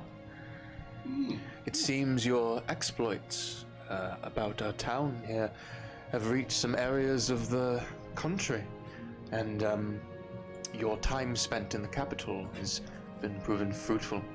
Well, damn. Which is wonderful. I would ask of you, probably could use all the help we could get. She, as far as she has told me, shares a bit of interests with you all. However, I would encourage us to move quickly. Is there anything that you need to get done, or can we sort of maybe check this out together? So, what is it exactly? You said there was a rift? Yes, there is a sort of, there's this area a little further up in the peaks, to the northwest. I was doing my usual flight last night under the cover of the full moon, and I noticed something. Let's call it the glade, which would be rather odd in the altitude of the Tempest Peaks. But that is what I saw. I swooped down to investigate. There was flora that I was unfamiliar with. High up, rather green, actually. There was a space where it seemed as though once there was, just the usual rocky disposition, let's call it, of a plateau, sort of hidden amongst the spires of the Tempest Peaks. However, here I noticed there was quite a bit of growth, seemingly overnight. I couldn't recall seeing that in any of my previous expeditions. So I took a look, and as far as I could feel, there was certainly, at the very least, there was a presence there that I don't want to say it was malicious, as far as I could tell. I am not entirely sure what it was, but did not seem to be amicable as far as the possible presence of a creature or otherwise. I did as much investigation as I could, at least as much as I was comfortable with by myself in the dead of night. However, I'm certain that the veil between realms has weakened there. Specifically, in that position, I do not know why. My hypothesis is that the tremors those weeks ago perhaps had something to do with it. You said that there was some sort of dormant anomaly deeper into the mines, further into the what you believe are the crypts of the Tira, yes? Yeah, we came across 3 separate little stone, I guess casket might not be the right word, tombs. Sure. With Tiras written on them. My people, especially those from the Age of Eternity, were, how do I put this, very well connected with a handful of the realms. However, chiefly amongst them was the Fae. So if that sacred site was afflicted by these tremors or anything else in that matter, perhaps the veil weakened over time from that moment. That's my hypothesis. I'm not entirely sure. It's all I could really gather. Other than that, I mean, it could truly just be an anomaly in and of itself. It is not unheard of that there are places amongst Petrichor that are less removed. How do I put this? Yes, it is not unheard of to find places in Petrichor that the veil is thinner than in the usual realm. You think there was like a person there, or you think it could be a person? Just be sort of fey magic leaking out into Petrichor? It's possibly. It's possible, rather, excuse me. It's very possible that it could just be some fey arcanum that is, I guess, leaking. And definitely not just someone like you or I growing. It could also be that, but someone able to do that overnight, over even the course of, I can't say that I patrolled that specific area the night prior, but it had only been at most a 10-day since I had at least made that flyover, that same one. I would be shocked if someone was able to, I mean, if they were, they would have to have abilities akin either to myself or at the very least as much as your abilities as well. But I know not of other members of the Blade or any other, at least, you know, individual Is it possible I could have done this somehow? I mean, so, well, Effia, if you wouldn't mind coming on for a moment. Oh, Teresa, this is Effia. This is my Effia, this is my friend Teresa. This little pixie person sort of emerges from Indigo's robes and says, "Hi, Hi. Effia. Have you heard anything like, I mean, anything that Finrala has described? Does it sound familiar at all? Or? Well, I can try. You know, Of course, things no, have gotten I weird. understand. I'll do my best." Yes, Michaela? I'd like a new Fey influence, please. A new Fey influence? Oh, well, hot diggity damn. So this is just something Fey happens? We'll see. That's what the word is, basically? Okay. Read the reward. See what it says. It's very vague, so I have It could things. just be like a spooky noise from the Feywild. It could be a spooky noise. It says, a little Fey creature visits the party. Will they be sweet and cute, or cause a bit of chaos? Perhaps both. Ooh. Interesting. So we'll see. Effia thinks for a moment, and they say, "Now that you mention it, I know that the only way I could have been brought here is when the veil was thinner.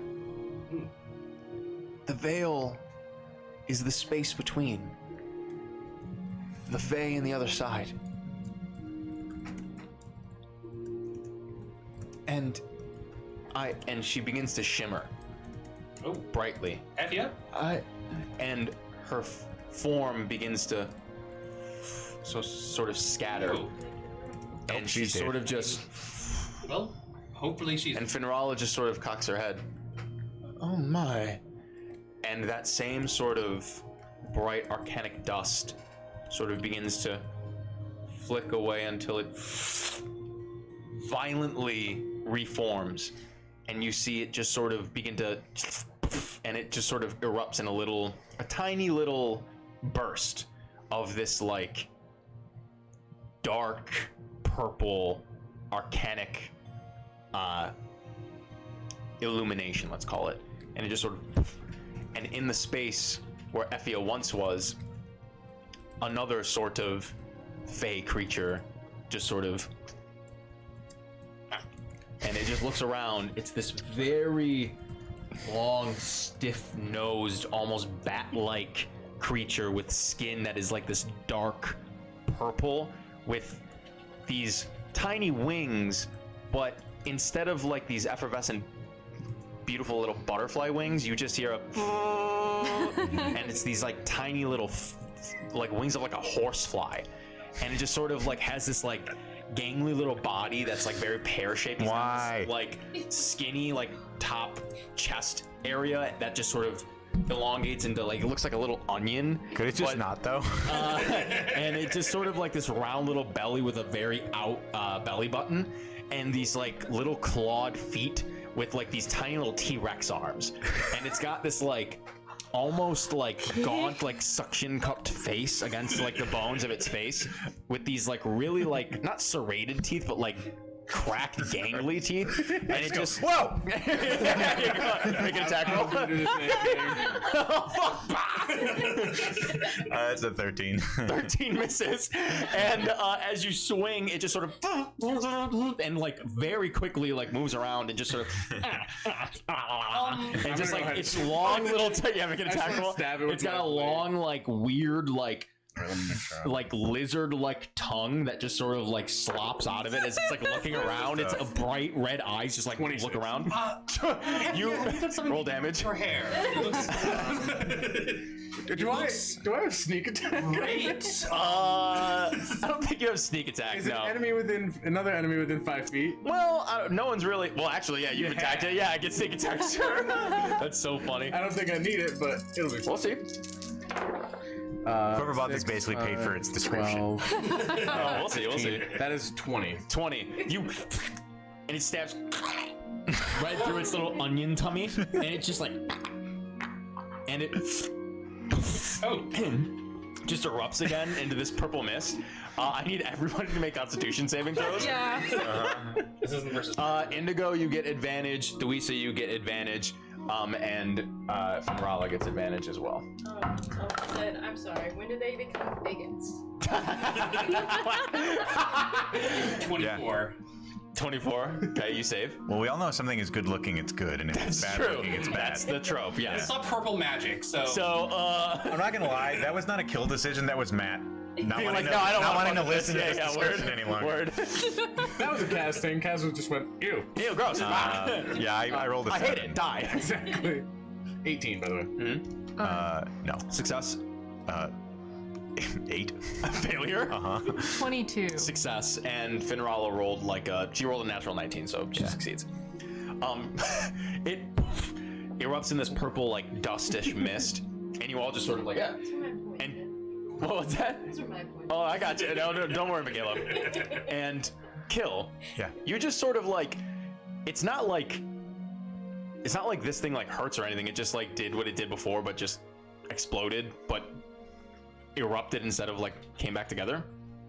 So you don't think to turn your head away because you've seen grosser things and some of the fungal spores from other things. You're used to this. You're oh, whatever. Because honestly, I don't even know why I did that. Normally, this would have been fine. I just felt compelled for some reason. And it just sort of It was so disgusting. over your face, and you just sort of you breathe through your turtle nostrils, and you very quickly start to feel a little afflicted. Go ahead and roll. Go ahead and roll a d8 for me, please. Okay. A 2. A 2. A 2. A 2. A 3. 2. So. Oh no. Oh God. Oh no. This is a secret. Has anybody seen Strange Magic? No. Has anybody seen the movie Strange Magic?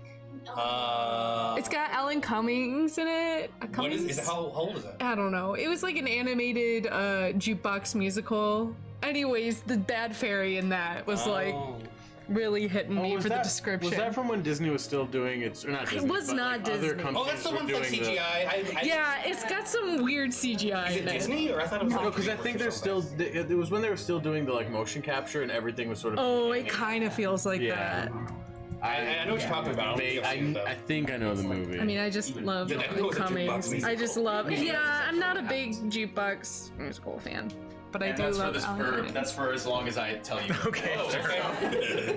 So what are Well, guys, I'm blue. And I'm blue now. No. Oh, guys, I'm blue. That's wrong. funny. I remember blue? being blue. Kaz was blue for a while. I was just joking. Yeah, I know Wild Turtle. Oh. I had a blue period. Savage ones as regular ones or something, maybe. That was a dynamite. I don't remember. I don't know. Yeah, sounds Or good maybe it though. was for, I don't know. Who knows? Okay, so yeah, that happens. And that little creature just fucking disappears. Well, that was gross. Oh. I guess I hope It's that terribly ugly. I hope that Effie is all right. You think she went back to the Feyreal? If my Dave, went back here? if my hypothesis is correct, I assume hopefully Effia was brought back. I can't imagine. Effia was a pixie, right? Yes, yes. As far as I recall, I don't. It's a beautiful pixie. Goddamn beautiful. Right. Kill, you alright? That other thing was beautiful too. I don't know why I swung at it. It was not beautiful, that's why I stabbed it. Does this happen with you guys a lot? What? This? What just... To be more specific. Well, yeah, the things just appearing, because sort of, if you... Yes, if you that's going to be a specifically- regular staple of your experience with us. Oh. They do find themselves in a lot of interesting situations. At any moment, any one of us could disappear from this realm. At any moment. Okay. No, that's only happened once, and it was specifically that one over there. Yeah, now listen, I need all of us to just make the best of the time we have, okay? I'll just slowly get up from cowering behind Finrala. Promise me. Like, Yeah, okay. Okay. Sure. Cass, What? do it for me, buddy. Just, I always have? I need this. Is this like a sex thing? What is it? Get in your realm or whatever? What do we say? What's that? What did you say? You, Kill, you doing alright? I need to go lay down. I just curl up in a ball. So, Withdraw. He usually doesn't do that inside, actually. Finrala sort of like mutters something under her breath and takes out a little bit of like crushed up leaves from her component pouch, and her eyes glow for a moment, and she just sort of, I don't sense anything. Kill, you alright in there? I just want to feel. Is that so wrong? No. Okay. And she just looks at you, Theresa, and is like, I have some smelling salts. This is... could you feed him This isn't the like- weird They're- mushroom or something? It'll make you feel like maybe a little bit of pain in your sinuses, if you want. do you think that would help, Kill? Kill, do you want to wrestle? Kill's head pops out of his shell just a little bit. I'll just take a little jar and twist it. Now, don't sniff a lot of that, but you know, It won't kill you. make a Constitution saving throw. Oh my god. Ooh. 10. 10. You are surged. Like you are, if you are at all in any point drowsy this morning, you are wide awake immediately to the point where you need to like do something right now. God damn, I feel good. What are we doing? What's happening? What are we talking about? Riffs? Riffs. Riffs. Bring it in. All right, everybody bring it in. Okay. This Riffs. is not better. Get I it. feel like it's Riffs. closer to the original, Right. at least. Right? It's a little bit closer, Right. but it's Riffs? not better. Why don't we Right. use this? We're talking about Yeah, let's- energy? Yep. Let's Right. yes, let's capitalize on Okay. this. So Yep. let's go check out this this glade. Yeah. All right. Yeah. Yeah. Let's maybe not kill things on sight. That would be maybe. Wait, was that a pun? That would have been a good one. No, that was don't stab anything Oh. right away until we have a chance to figure out. Oh no, I wouldn't do that. I'm not. I'm I not don't- gonna make okay. a promise Yeah. in that Yes. regard. I don't really stab much. I mean, No. or attack things. Oh yeah, well that I mean, unless sometimes. it's very obviously like hostile, maybe just hold off. What if it's just like really gross? Don't. All right. Maybe it's yes. We don't really know what's going on, so let's Kill, perhaps. We Right. could together conjure could be some my family for all we know. some so, creatures of the air, some avian. Oh, sure, yeah. Creatures, and we can lift us over there just for the sake of brevity. Yeah. Right now. Well, maybe not inside. Right. Let's go outside. Oh, we're inside. Anyway. Oh, all right. So we're not quite there yet. All right, cool. Yeah, let's go. You guys exit the grappled thigh, and Finrala, along with Kill, begins to. Fuck, it's nice outside. They begin to sort of dual cast conjure animals. Yeah. Yes. So what would you like to conjure? It's daytime, right? It is day. It is the morning. Yes. Shit. Morning. Can I conjure? She's also conjuring, right? She is. With her aid, because she is a more practiced druid, I will allow you. I know I don't. You, for just the sake of like not having to look things up, if you want to like up the upcast it? Upcast it? Yeah, I'll allow that. I'll allow you to upcast it 1 level. All right. Well, I know Finrala can fly, and it's just the 4 of us, right? Yeah. And Finrala. So I don't actually need to upcast it. I'll just cast. I'm gonna summon 4 giant dragonflies. 4 giant dragonflies. Yeah. Kill reaches behind him, pulls out one of the mushrooms that he grows from his back. He crushes it in his hand, scoops up a piece of dirt, and he begins to mold them together. He takes a bite out of the soil and the mushroom, and he just sort of begins to chew it. He spits it back into his hands, molds it into like this like larger, sort of very crude looking, essentially it's a very crude looking like flying creature. It's very hard to like figure out what it is. It looks kind of just like an airplane, even though lump spell. He's he's just doing it. Yeah, and then he just grabs it and he chucks it into the air. And Finrala mutters an incantation under her breath, and it begins to split into 4. And then the this sort of crude little model begins to grow and form into these fully realized giant dragonflies that just sort of around in the air and just sort of like as they're like waiting to be told what to do. Giant dragonflies are notably very loud. They literally sound like helicopters. Yeah. You guys are all like, I'm just all about that energy right now. Yeah, for sure, baby. Yeah. Finrala just sort of, she says, and she begins to sort of leap backwards into the air, and as she sort of does like a little standing backflip, she turns mid-air into an owl and just begins to soar. I just watch her fly away and go, what? Oh yeah, let's go. So you have the dragonfly just sort of take you guys all up. Yeah. Cass is like, this is fucking bullshit. Yeah. Alrighty. So eventually you follow the soaring owl up to this this really like hidden, almost like grotto up in the Tempest Peaks. It takes you, I mean, by flight, really only about 20 to 30, 25-ish minutes to head up to this little pocketed, I mean, jungle-looking area all on its own. Maybe a total of like, I don't know, 60 to 70 feet wide. This like what looks to be originally a plateau that is now covered head to toe in greenery. Full trees have sprouted from this with long vines. The species and the sort of look of this greenery is not at all in conjunction with what you see around the Blackwell. This is very much similar to where you come from, Kill. This is definitely the flora of the Maritimes, or someplace like the Maritimes. This place fucking rules.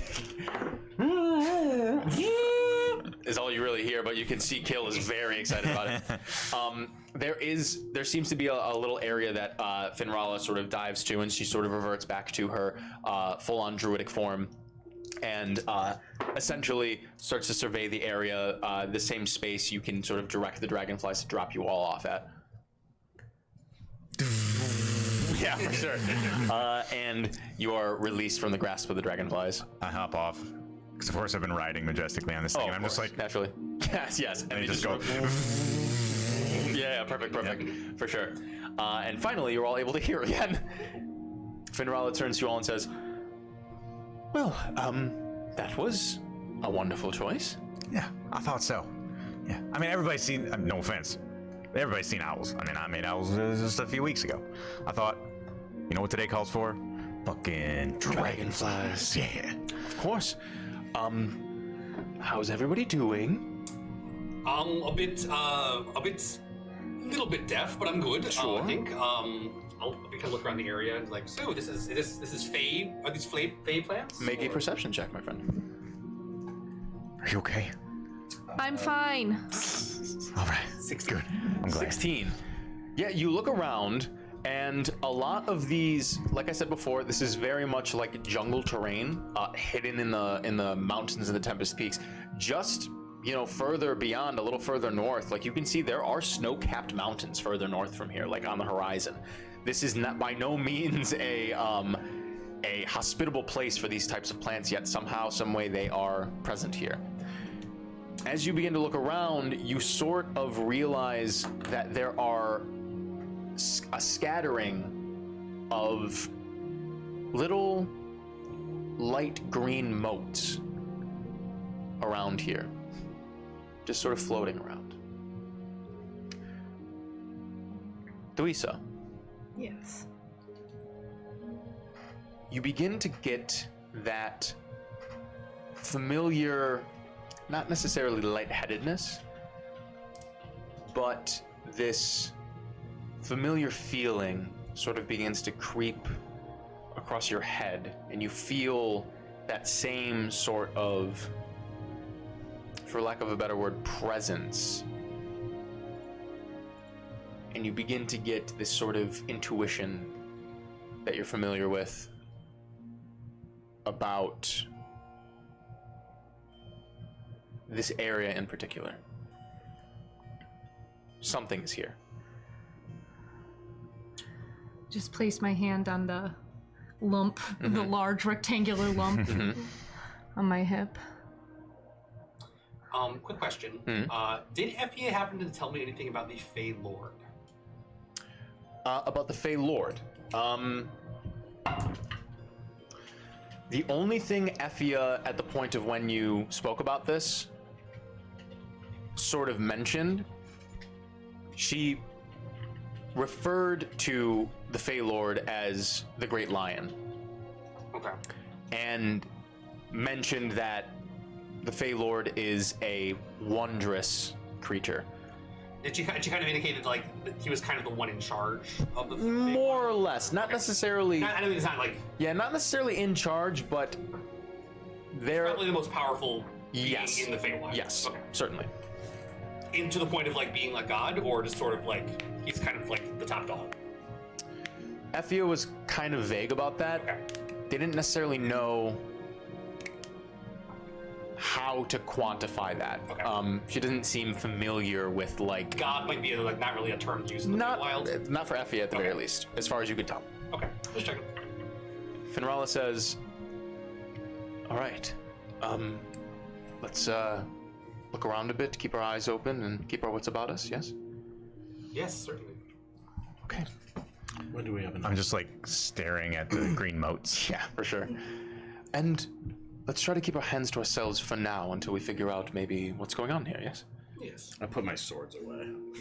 Well, that's fine. Oh. Just things around you, maybe. Just try not to. Oh, not touching the plants. Sure. Oh, I'll go ahead and get the bow. Meanwhile, I'm absolutely just like Just go.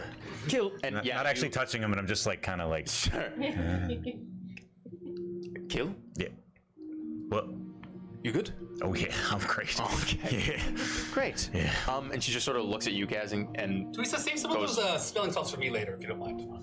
I gotta get on whatever this is. I never know. okay. Finrala begins to wade through the greenery here. Everybody, go ahead and give me investigation checks. I don't want to make that. Nat 20. Very nice, Jamie. For a total of 20. Oh. Pretty sure. Okay. I got a 17 on the die for a total of 16. I had 15. Okay. 14. Whoa. And a 20. Nice. So Nice. you all begin to search around here, and a lot of this place seems to be developing like a lot of like, you know, fruit and different you kill every once in a while, you find like one or two different funguses and you know, different bits of moss and stuff that you quickly collect. Hell yeah. Not too concerned about species or anything at the moment. You just sort of like, oh, gotta harvest this real quick. Not even to the point of me having to make a check. You just sort of pick up as much as you can find. Right now, we can just say that you mark 5 unidentified reagents as far as you can find here. Dicey, while this does interest you, your trepidation about your intuition is keeping you from acting so irreverently. Yes. That's a little concerning that he just seems to not give a fuck about that, but you sort of quickly are like, all right, well, I'm not going to be the one to fuck this up if that's the case. He can be the one to fuck it up. That's fine. So that's what's sort of keeping you from doing a similar, committing a similar act. As you begin to look around, Indigo,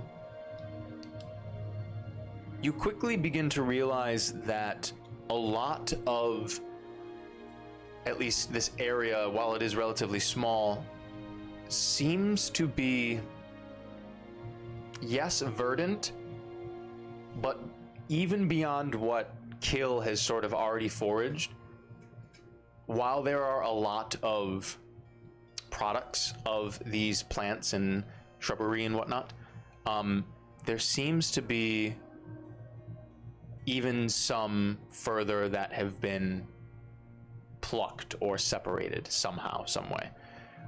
The presence of the fruits and essentially the fruits of this verdant area, you come to realize someone or something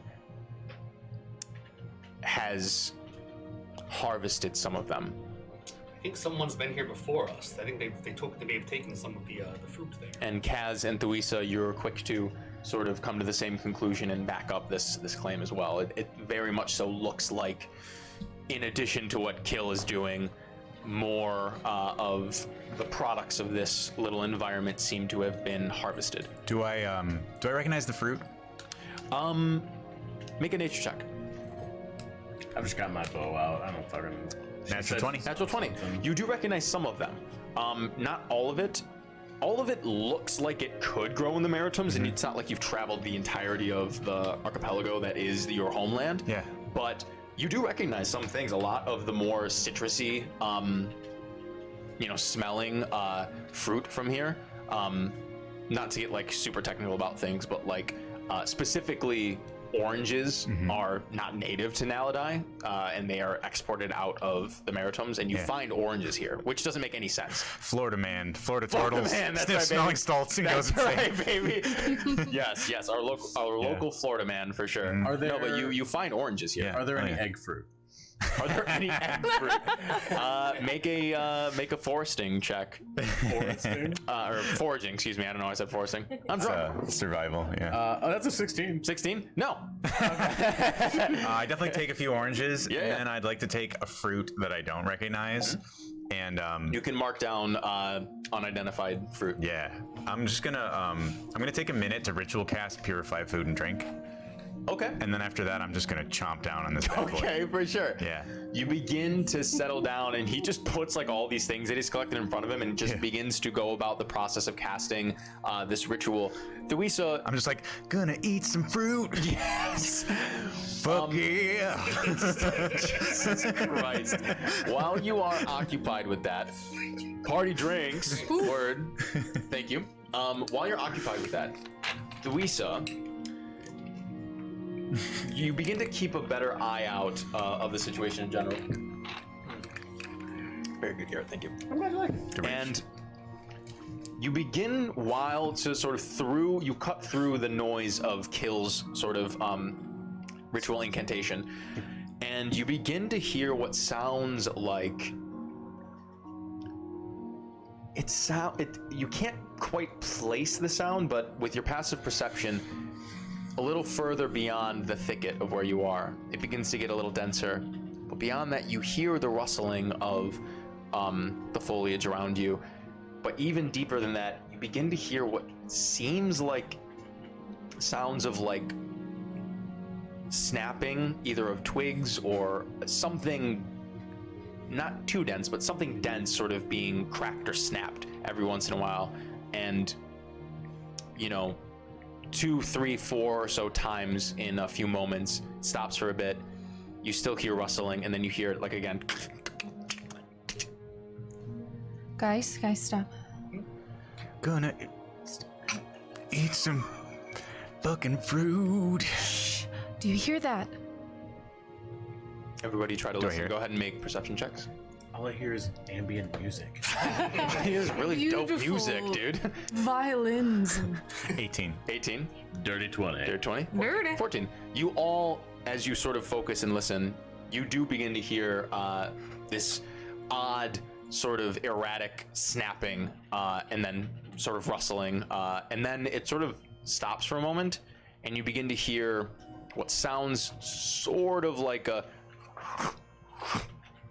And it stops for a bit, and then the rustling sort of ceases for a little bit until you hear again, like more rustling, but not too much of snapping of anything anymore. I'm knocking an arrow. Is it getting closer? It seems to be in the same vicinity as it's always been, as far as you can tell. I'm gonna take out a vial and pop the cork out. Okay. It's not time. If I hear like a few Right, seconds where I don't hear any movement, I just go back to Oh, is that? Oh, fucking fruit chanting. Yeah. Yeah, doing my thing. Sure. Yeah. Indigo. Just sort of, yeah, I'll have my glass, sort of At the ready. keeping an eye. my glass. My glass, they're ready. Sure. I'm I'll ready. drink I'm it. fucking ready. I'll do it. Don't I'll think get I drunk, won't. dude, motherfucker. Yeah, word. Okay, cool. Somebody want to go see what it is? I'll go. You sure? Yes, I mean, Sure. if this is something from where I'm from, then maybe it'll respond better to me. I guess it's just that I'm kind of sneaky and he can take a hit. Gonna put some fruit inside me. Maybe. Oh, I'm taking steps back. You finish the ritual. I mean, I suppose that's I'm remembering the ugly thing that showed up. Fair point. Maybe Kaz, maybe you should get up and. Right. What's this You don't fruit get look that like? shit. This is the most important thing. What's this fruit look like? The fruit looks like a weird, like melon-shaped fruit, but with like really like what's the word I'm looking for? Rigid and protruding, sort of not spikes, but little star points from this sort of like outward shell. It really feels like you got to like kind of like a durian, but even harder. Like you got to peel through it like a pineapple. What smells better than a durian? Can I? It does. It smells very citrusy. Can I take my spear and just kind of like crack it open? Yeah, you begin to do that. Yeah. Kaz, I'm gonna try to sneak closer. I got an arrow knocked. It's even pulled. I'm just not aiming it. make a stealth check for me. Cool. 19. 19. You begin to slip through the dense foliage around here until the point where you all lose sight of him as he begins to move forward.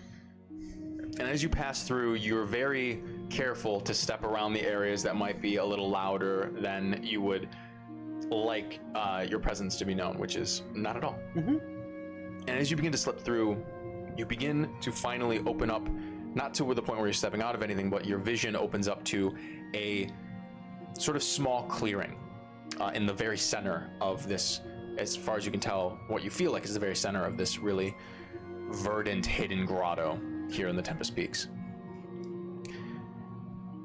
And the scene that you see before you is perhaps shocking is not the right word, but just something that you might not be expecting. You hear the slurping and chomping, tearing sounds of a meal being devoured.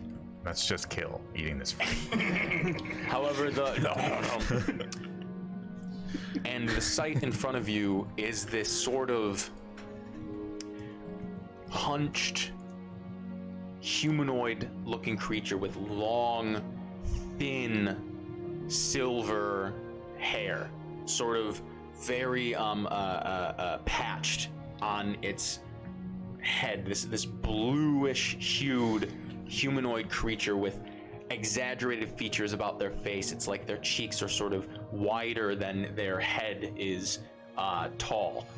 This large mouth and open jaw that seems to be shaped more akin to a like a shark than an actual humanoid head.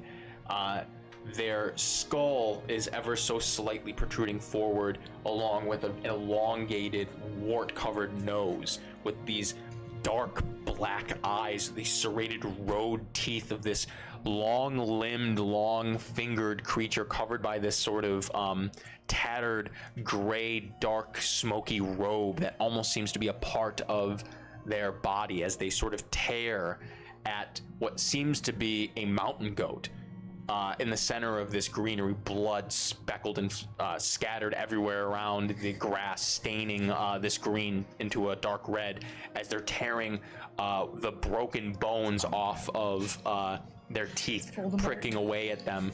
You can see the scattered, broken body of this goat, sort of torn apart, bones, spread around through here. And as you witness this grotesque sight, the presence of this creature immediately strikes you. I need you to make a wisdom saving throw. It's good, actually. I was going to ask if I can make an growth check. Have you used your thing yet? Guidance? Oh, god damn it, I haven't. Can you use now? Guidance, I don't believe you can use on a saving throw. okay. Yeah. It's an ability check only. Yeah. Gotcha. But I should have used it before. By the way, and Sal. I think we have ruled that if I forget, that's on me. It is true. Now that I have the Sentinel Shield, my passive perception is 23. Good to know. You were also busy doing something. That's totally fine. Oh, yes, That's yes. fine to know. Heard. 11. Did you, well, I mean, it doesn't matter. It costs attunement, though, right? Nope. Oh, Sentinel Shield doesn't. Nice, dude. Nice. You said 11? 11. As you witness this, your eyes go wide. The creature doesn't seem to notice you. However, the sight alone of this abomination of a scene causes your body to stiffen in fear. You are considered frightened. While you are frightened this way, you are incapacitated. Your mind begins to sort of almost dull. Your senses dull around you. The sounds of this tearing and slurping, and just even the ambient sounds of the rustling of the foliage and the wind there's quite a bit here up in the peaks. It dulls. Your vision almost blurs for a moment as you begin to get a little queasy,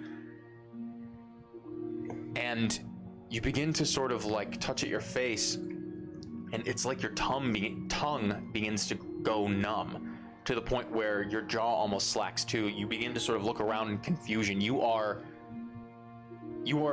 stuck in this fog around you of your mind and sight, ears and mouth. Your senses are thrown through a loop through this experience. I need you to roll a d6. 4. You begin to sort of stir and turn, and as you do, you turn to the right, what would essentially be like the southeast, and you just begin to like move away from this situation. You essentially move your full movement to this sort of back right away from this scene, and you all especially Kill and Dicey, you begin to hear erratic shifting of the foliage and plants around you, way more erratic, for lack of a better term, than before. And you kind of just hear and like you're unable to control yourself in this moment. With a British accent. That was Australian. That was for you, Dom. Anyways, yeah. This is my Dom Noble impression. He knows I love him. He knows I love him. So yeah, you all sort of hear, you can see through, even though it's relatively dense, Kaz's red skin pretty much sticks out, especially when he cannot control whether or not he wants to be seen. And you can see him pass by you just in this frantic, like erratic way. Kaz, you don't see you cannot comprehend anything but moving away right now. So he runs past us? More or less, just to your right-ish, maybe about 10 feet away. It seems like he's running to the point where he's not even stopping, even though you can kind of tell maybe another 25, 30 feet, he's gonna get to the edge of this plateau. Does his face look normal, or is it No, like, he contorted? looks frantic, frightened, and slack-jawed. Ooh. Okay. Yeah, you got it. Sorry, I forgot. No, that was good, yeah. While he's going toward the edge of the plateau. He will probably get there if he doesn't stop. Yeah. Yeah, I'm gonna cast. Well, based on what I know about magic in the Fae, do I think this is likely to be a magical effect? Make an insight check. Considering how brave you know I am, of course it's magic. 6. He's always A 6. running away like this. Totally could be. Okay. Yeah, I'll cast Dispel Magic on Kaz. Okay, sounds good. You begin to mutter this incantation, and you loose this effect onto Kaz. and it scatters against him. And Kaz, you are immediately just sort of brought back to your senses, and you stop maybe about 15 feet away from like the edge of this plateau. It's not like you can see the edge, but you can just sort of look across and you can see the horizon like directly in front of you, and you just sort of stop for a moment and you turn and you can see them from a bit across the way through the density of the foliage around you, and you can see Indigo's hand sort of out holding the chalice as he finishes the incantation, and you successfully dispel this effect against Kaz. Kaz, are you all right? I should throw myself off anyway. If I get magically scared again, I swear to God. Yeah, you're really susceptible to it. Anyway, fruit. Anyone want to try this? Hey, all right, okay, there's a fucking thing in there. All right. Yeah. Thanks for taking care of that, by the way. I was busy. Is it that bad? Well, I was magically scared for one, but it's pretty gross. I'll say. It was not a pleasant sight. There's a thing in there. It kind of looks like, and I'll explain what it looks like. I describe it. Yeah. It was just like hunched over, eating, just absolutely tearing into a mountain goat. Just animalistic, fucking gross. Don't suppose Effia has described. I don't want to keep asking you. Effia has not. Has Effia told me about this thing? Effia has not. No. For the rest of the game. Yes, that's okay. Effia has not. Given the color scheme of things that I've seen from the Feywild, there's a lot of very like greens Yes, and, seems like- and vibrant like purples, and I point to your robe. Maybe there's a thing in the Feywild where only hot people are good. This thing was like really gray and like almost like a shark. Right. Well, I mean, Gross. maybe it would affect me differently if I approached it. Should we try and fight it? Does it? Listen, I mean, he's only been tearing into a mountain goat, and I think we've all been there before. Are there like humanoid sharks Make a. that I'd be familiar with? You know what I mean? Like, Land sharks. Are there land sharks? well, like I know there's the Sahuagin or whatever. You know, like. Sharks in your universe. Yeah. First of all, are there rollerblades in your universe? Oh yeah, that's a great question. We go into the ocean all the time. It's only fair that they come on land sometimes. Yeah, of course. What Yeah, creature make type a are nature like check. humans from Mars? 20. Dirty 20. Dirty 20. I mean, you've heard stories of like merfolk and other denizens of the sea that are able to traverse the land as well. Some of them have been described as being shark-like. So, yeah, I mean, there are humanoid creatures that have shark-like attributes. Okay. Would I expect any of them to have like like fear-based magic? You know what I mean? Like this kind of. I mean, innate not magic? as far as. Not beyond any like spooky stories that would be like they're scary, you know what I mean? Like, I mean, there's nothing. Sure. Yeah, not really. But regular or savage? Common. I mean, maybe he's just here on vacation. D100, please. Well, that's what I did. He's here on vacation. I bet. We could walk around and just go check out the rift. Listen, I will say the way that he was tearing that mountain goat, I assume he's not a nice guy. 87. Ooh, 87. Hey, I've seen you eat. Well, people have to eat. Very nice. You begin to roll a D4. You begin to feel that churning in your stomach again, and more of these blue arcanic motes begin to crackle around, and this burst of wild magic begins to erupt from you. 1. 1. You erupt, and the this arcanum scatters itself against Sirikaz. God damn it! And Sirikaz, you just sort of begin to maybe just a couple inches lift up off the ground, and you feel this sort of weightlessness. You cast Fly on a random creature within 60 feet of you. Will? Oh, we sure don't want to fight this thing. How about this? Shut up! Something good happened. We're fighting it. All right. Let me try talking to it, and then if it doesn't work, then we can fight it. This only lasts a minute. I swear to God. Well, how about this? How about we all? I mean, should we all go, or should we go? Should just I go and then see what happens? Because if we all go and we all get frightened, then we'll all run off this. I'll fly up, right? I've got like a sniper position, and I'll be trained on him. And you talk to him, and I'm right there to defend. Yeah, and I'll stay here with this fruit, and then like eat it. And if any of y'all come running, then I'll get you. You know, Sure. it'll be fun for everybody. Yes, definitely stop anyone from running off the mountain. Yes, Michaela? And also, +5 to your next persuasion check, Indigo. Ah, what redemption is that? New one. A new reward. Friends. Friends. Okay. But not the spell friends where they hate you after. That's true. Presumably. This is just +5 to persuasion checks. Right. Okay. Well, yes. Let's try this. Kaz, if you want to sort of watch my back, and then as I try to talk to it. I'll stay with you. Yes. Oh, sure. Yeah. There's plenty here. Okay. So yes, I will. I fly up. I'm very excited. And I will approach where I think the creature is. You begin to approach, and as you do, you wade through the foliage here, and you come up to this sort of clearing in the center, what you feel the center of this grotto is.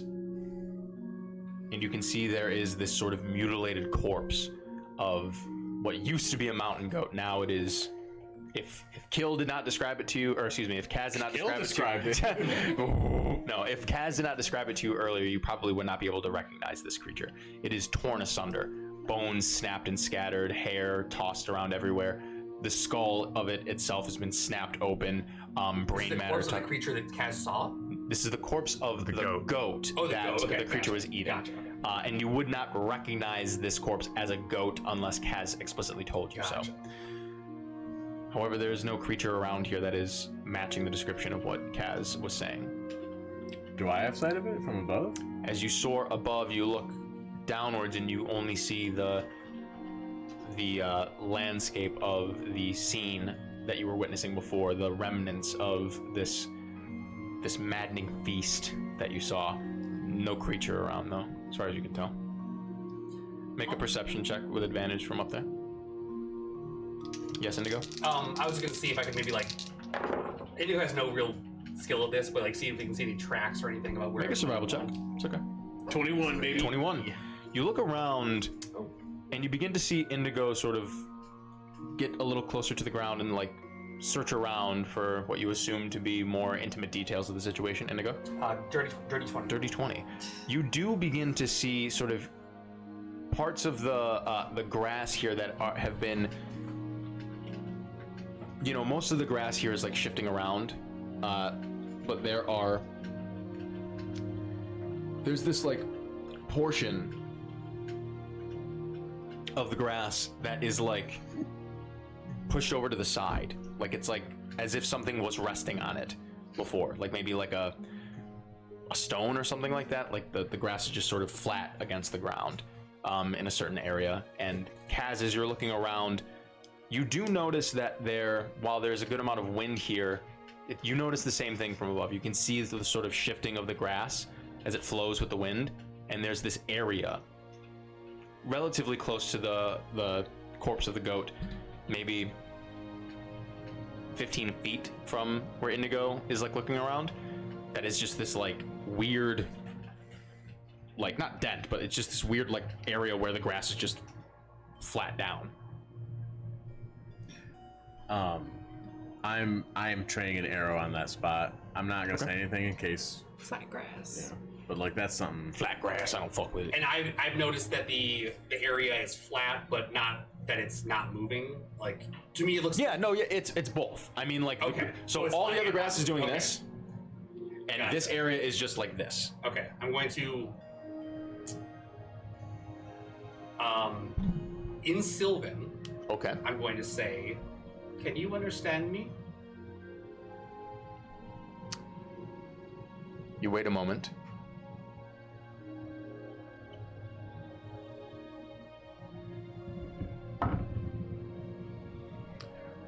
Actually, it doesn't matter. You wait a moment. You get no response. However, you see a portion of that flat grass little area sort of shift. Flat grass. And it moves, a portion of it on the left begins to sort of slowly stand back up, and a portion on the right slowly falls down. It's this weird little shift. You don't notice this because of your distance away, but from where you're looking directly at it, you can see there's this portion of the flat grass, and on the left side where, let's say the grass is like this, in the middle it's flat, the left side goes back up and the right side starts to go back down here. It's a little shift. Okay, it kind of rolled over a little bit? maybe? Something like that, maybe. I'm assuming this is an invisible creature. It's a good assumption. Okay. So just kind of shifted a little bit. No response, though. Okay. No oral response. I will try saying, also say in common, I don't know if you can understand me. My name is Indigo. If you don't mean me any harm, then I don't mean you any harm. I just like to talk to you if I can. Make a persuasion check. Persuasion. +5? +5. Plus food. Oh shit. Okay, so that's 14. What's fucking 9 + 7? 16. 16. 16. Kids can't do math. You wait a moment in response.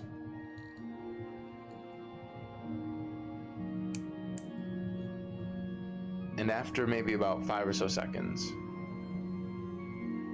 where there was this space that you saw right through,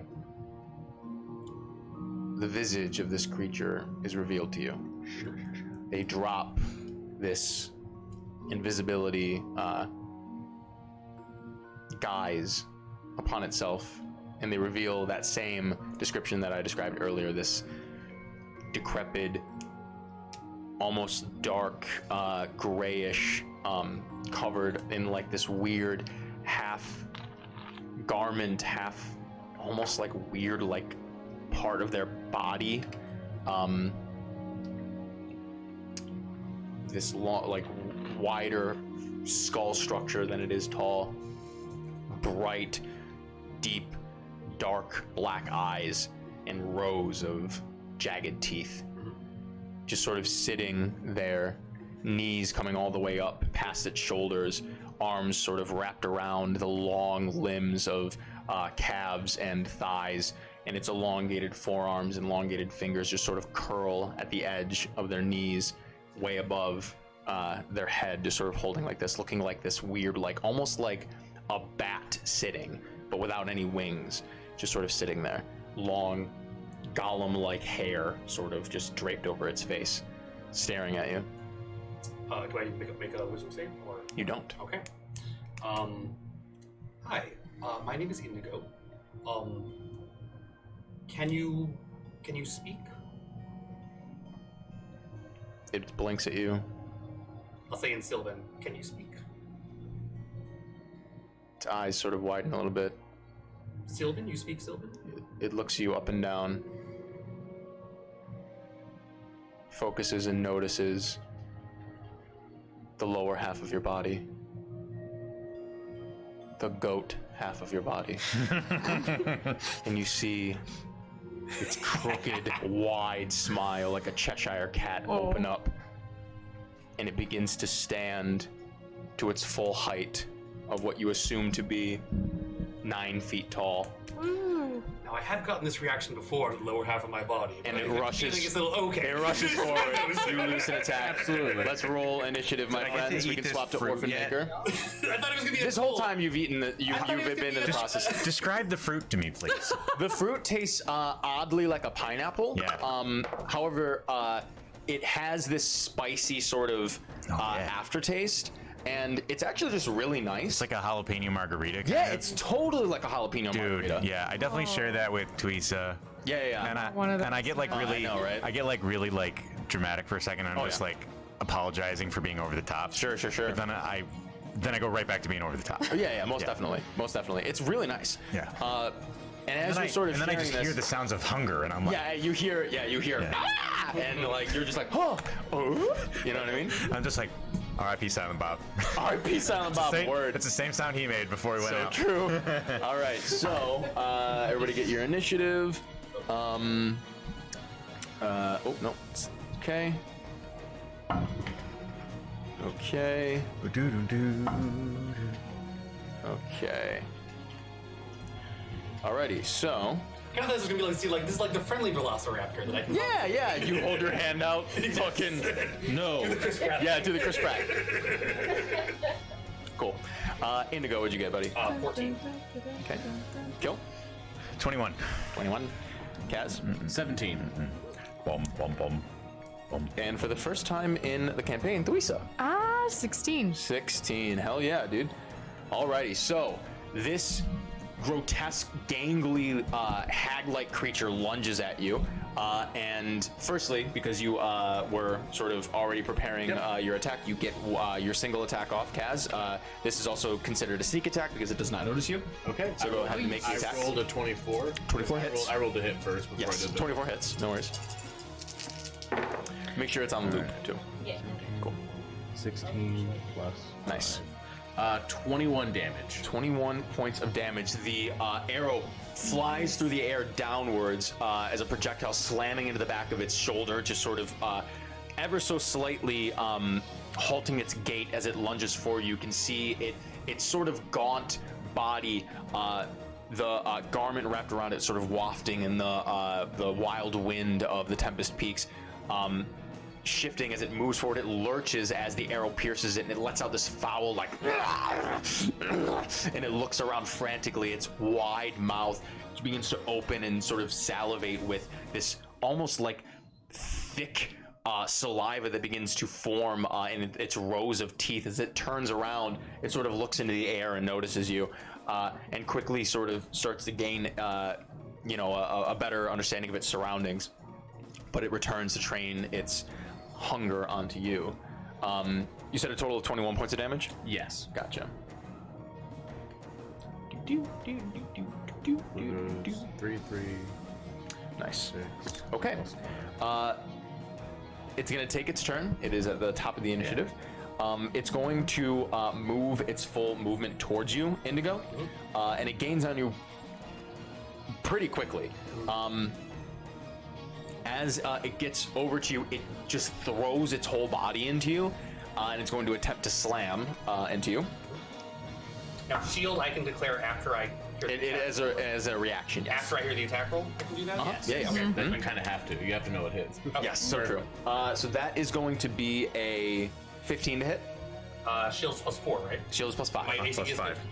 Plus 5. Well, either way, my AC is 15. So it would hit, but if any plus 1 to your AC would save it. I'll use shield. Use your action to shield. As you sort of turn your Arcanist, that's from the Arcanist tunic, right?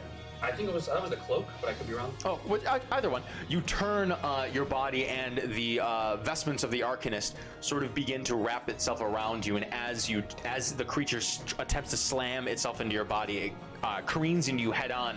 But this thin veil of this blue arcanum sort of right in front of you, like a quick gust of wind. Just sort of shields against you as the creature slams. You can hear the bruising against its frail body, sort of as it is repelled away from you, and it just sort of looks around with its large form standing 4 or 5 feet higher than you, just sort of salivating this thick Icarus saliva peering down at you. Yes. Rallying cry. Rallying Cry does not exist anymore. Well, it's in the store. It's in which store? The stream. Oh, it's in Stream Mounts? I'll allow that. That's fine. And it's knees. All right, that's fine. I took away the most of the higher end combat things. That's 10 each. 10 plus 10 temporary HP. Well, thank you for reminding me about that. I will remove that next week. Cool. All right. That is actually going to be the end of this creature's turn. Kill. You're up. You hear the sounds of. You actually see. You sort of instinctually look up because you knew Kaz is flying up there, and you can see at this point he's loosed an arrow at something, and you can hear the sort of curdling sounds of a wild scream. And then you hear just look a really thick thud of what sounds like a very large object slamming against a wall. Yeah, I just say, I throw the fruit. I'm like, time to go. Catch it! Oh fuck! Oh shit! That was sick. That was incredible. And I just go off running. Yeah. Through the density of this forest, as you're like moving pretty quickly, it gets a little bit towards rougher terrain towards the end. You can use your full movement to get up to the to get up into the directly into the clearing. Okay. But you can't move any further into the clearing. You do see, however, Indigo is not too far away from you. He's only about 10 feet away from you, and then this towering very large, gangly creature is sending directly on the opposite side, so 15 feet away from you. However, you 15 use feet your away full movement. Yep. Yeah, so this one it's okay to fight. Oh, all right, thanks. All my spells are still from the party. They're all social. This is great. Oh, woo! I didn't race at any of them. I will. I will. Well, shit. Oh, hell. I'll just. Oh, I know what I'll do. I will cast. With a deep purple glow in my turtle stripes, I will cast minor illusion. Oh, okay. And I will. So the creature is sort of bearing down on Indigo, right? Yes. And Indigo is there. I will create an illusion on top of Indigo of a just make it like a stone, like a pile of rocks. Sure. It's like an illusory pile of rocks surround, like above and over Indigo's Okay. form. Sounds good. Yeah, Yeah, for sure. that's what I'm doing. Indigo, your vision upward of the creature is blocked as this sort of like pile of stones sort of fill around you. Some of them are just sort of like kind of placed as if they were to be like on top of you, to like surrounding you, and you don't feel the weight of anything. And you, as you sort of turn, you quickly get the real, like, oh, okay, got it. Yeah. Stone helmet or whatever. Yeah. The creature definitely seems to be like what the fuck? You know what I mean? Yeah, for sure. My And then, demon turned to stone. and then suddenly you hear. The dragonflies begin to be summoned Is again. that the sound that they? Yeah, you hear. Oh fuck! I'm just gonna assume that they're a little bit out of range for this round, but maybe next round they'll be there. Word. It's definitely just that scene from Top Gun where like that the jet just sort of begins to like come up out in the end. You're like, oh fuck, it's Iceman or whatever the fuck. Yeah. That's my turn. Sick. Hell yeah. All right, Kaz, you're up. Cool. How I was imagining myself like 25, 30 feet up. Sure. So that's fine. That's fine. I am going to. Is it going to take an action for me to get both swords out? No, I believe. I think dual wielder lets you Oh yeah. Yeah, dual wielder just lets you take them out. draw I believe. Yeah, yeah. free. Yeah. You good at So- them swords. Oh yeah. So I'm getting You those get swords swords. out, baby. You. Yeah. It's gonna be sick because I'm just gonna fly down there. Hell yeah, brother. And just start swanging. I swang and bang. All right. So first Go for one. That's an 18 plus a lot, so That'll I hit. think that's gonna hit. Do I still have sneak attack for this? He's It right knows here. that you're there. Oh well, it does have a. Yeah, you have a ally next to it. Yeah. Cool. So first attack. Could be better, could be worse. So 8, 14. So it's gonna be 19 damage. 19 points of damage. Sounds good. You slash into the back of this creature and it lets out another cry. So I slash downward and I land for a moment. Okay. And then I start to like jump up and try to get it with the other hand as well. Okay. Sounds good. For not good.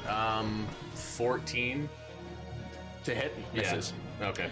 You stand for a moment and you slash, and its gangly body like quickly moves out of the way. It's unnaturally fast. Cool. That's fine. I jump back up and end up like 20 feet in the air again. Sure. It is unable to take in attack of opportunity against you because I'm of cool. because you're dope as fuck. Because of your subclass. So that's fun. Yep. Fast as fuck, boy. Just fuck, boy. Even in the. Even Screw in that! What the fuck?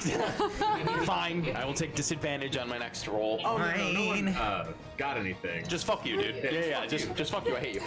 I would. That is the end of your turn. How much higher in the air can you? Like where can you get back to? So you I have use. 60 feet of movement. Oh, okay. Yeah. So you're able to just get back to where you were. Yeah, from Oh, the so you slash. like a spring attack basically, like came in and then. Oh, yeah. Or do you shoot it or hit it? I shot and hit. Okay. But then I took out my On blade, this turn. jumped down, slash, went missed back. one, but jumped right back And then up. so you're no longer in melee. Yes. Yep. Correct. 30 feet up, we'll say. Sure. Sure. Okay. Louisa, it is your turn. You Okay. also have to spend your entire movement to get to. So if I use just my normal movement speed, will I be within 60 feet of it? Oh, Yeah, you'll be within 15 feet of it. Okay. Well, whoa, wow. Well, that's close. However, you won't be able to see it any further away than that. Because it's like a clearing through the woods kind of a thing. Essentially, you are back in the thicker area of this little grotto. Kill ran forward, Right. and it gets to a point where it gets thick enough to where it's difficult terrain for you, so you have to use all of your movement to break through into the clearing. Okay. And the creature is 15 feet away from the top of the clearing. However, it's dealing with Kaz in the air and Indigo right But in that's front of after it. using both of my movement. That's after using my action to move. No, that is just using your 30 feet of movement. Okay. So Can I you're- see it? You can totally see it. You're 15 feet away. Okay. You're saying I can't be further back. Is that what Yeah, what if you're you were saying? 20 Got it. feet away, you're too. The foliage covers your Gotcha, vision good. too much. I am going to take a little string, Okay. reach my hand into a pouch, and I'm going to just draw it through. And then it's going to stay in the air as I pull it back, and I'm going to do some. What's it called? Melf's acid arrow. Melf's acid arrow. Melf's acid arrow. As you pull the string, as it locks into the air, you just sort of lick your thumb, just sort of guide it. You pull it back, and you loose this terrible arrow. Go ahead and make an attack roll. The arrow's a little bit Ooh, just like wet and that's slimy now. good. 26. 26 hits. I get to use my brand new D4s. Fuck yeah, I'm dude. so excited. It's 4, yeah. Oh my gosh, one bounced out through the hole. I'm just my gonna, God. I'm just gonna re-roll that one because it wasn't in there. That's 12 12 points of acid damage. acid. Fuck yeah. The arrow pierces at its side, just below its hip, and it begins to sear into its skin. The arrow eventually sort of dissipates and essentially melts away into further acid that sort of runs down its thigh and burns away at its skin. And you guys are just assailing this creature. It is suffering. Are there any further effects against it? At the end of its next turn, it takes 2d4. Bam! Yeah, the acid continues to burn into it over time. Nice. Remember that. I will Yeah, do my I'm best keeping to as them well. Alrighty, that is your action and your movement. Do you have anything for a bonus action that you'd like to Nope. do? Alrighty. Then Indigo, it is your turn. All right. So You have a bunch of rocks sort of That's right, the displacing rock, yeah. your vision. You're a rock. You're a rock, Harry. Okay. My problem is, does it know I'm here? Can it smell me or something? Shit, it might be distracted by me. Yeah, that's true. I'll I mean, this thing's not very smart. Technically, it has to use its action to like find its way. It has to investigate the illusion, yeah. All right.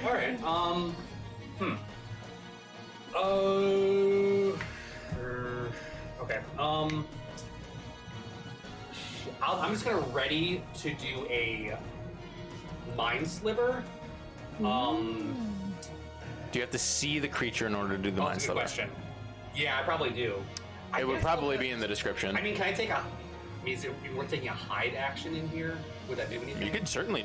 I mean, you are well hidden. Like, I don't necessarily know if doing the hide action would aid you any more because you're just fully covered. Okay. If you're gonna hide, you'd be better off just dodging, probably. Poke your head out. Yeah. You could I'll- use the action to dodge, sure. I'll take the dodge action. Okay. You use your action to sort of ready yourself. I can't even. Well, I can't see out of this thing, can I? You can't. However, it would essentially negate the advantage it would have if it chose to randomly strike this stone I'm more structure. wondering, like, how will I know? Or what's you can going just on be like, anyway? Is this an illusion? I think it is, and then you can see through it. Is that? Yeah, I was wondering. So like, You have to use an action, though. Yeah. Thing? But yeah. Well, no, you know. I don't know if you can see through it. You know that it is an illusion. I don't, but it might specifically say that. I don't know. Yeah, I mean, I think it's kind of a deep. I know. I don't know if like, it's rule. I don't know if it's metaphorically I'm not you actually see sure. through That's the actually- illusion, You know, definitely- or if it disappears. Definitely, like in older editions, you can like make an illusory wall, but then disbelieve it to see through it, so you just like shoot. Disbelief. You did. I don't believe this There wall. is no Well, wrong. like disbelieve is sort of being like you're able to see through it. Yeah, I guess my question Yeah, so would this is be. what it says. Yeah. It says, if a creature uses its action to examine the sound or image made by by minor illusion.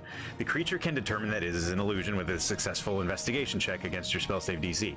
If a creature discerns the illusion for what it is, the illusion becomes faint to the creature. So, Oh, it becomes faint. Okay, so then I'm you're saying able actually to. disbelieve and be able to like see that the creature. I will say that you know. It also you says- it's already faint to you. yeah. Oh, it's already I will faint. say it's Okay, because you were 'Cause it's, you like, going saw through your you body. know what's going on. Okay, Yeah. cool. So I'll say it's already faint to you. So you can take the dodge action. If Yeah, you'd like. Did I turn into a rock? Well, you could also ready the mind sliver because you would be able to see through it too. So you can do either option if you want. I think It is for right utilizing now- your reaction. For right now, I'm just gonna take the dodge action. Okay, sounds great. Beautiful. You're just like, if I don't move, maybe it won't see me. Alrighty. Rocky thoughts. Think Rocky. What does the rock do? Okay. At the end of your turn, Indigo, I need. Fuck you, Sal. Fuck you, Sal. I need Thuisa and Kill to both make dexterity saving throws. Oh, dude, I'm so good at those, bro. I am. So good at those.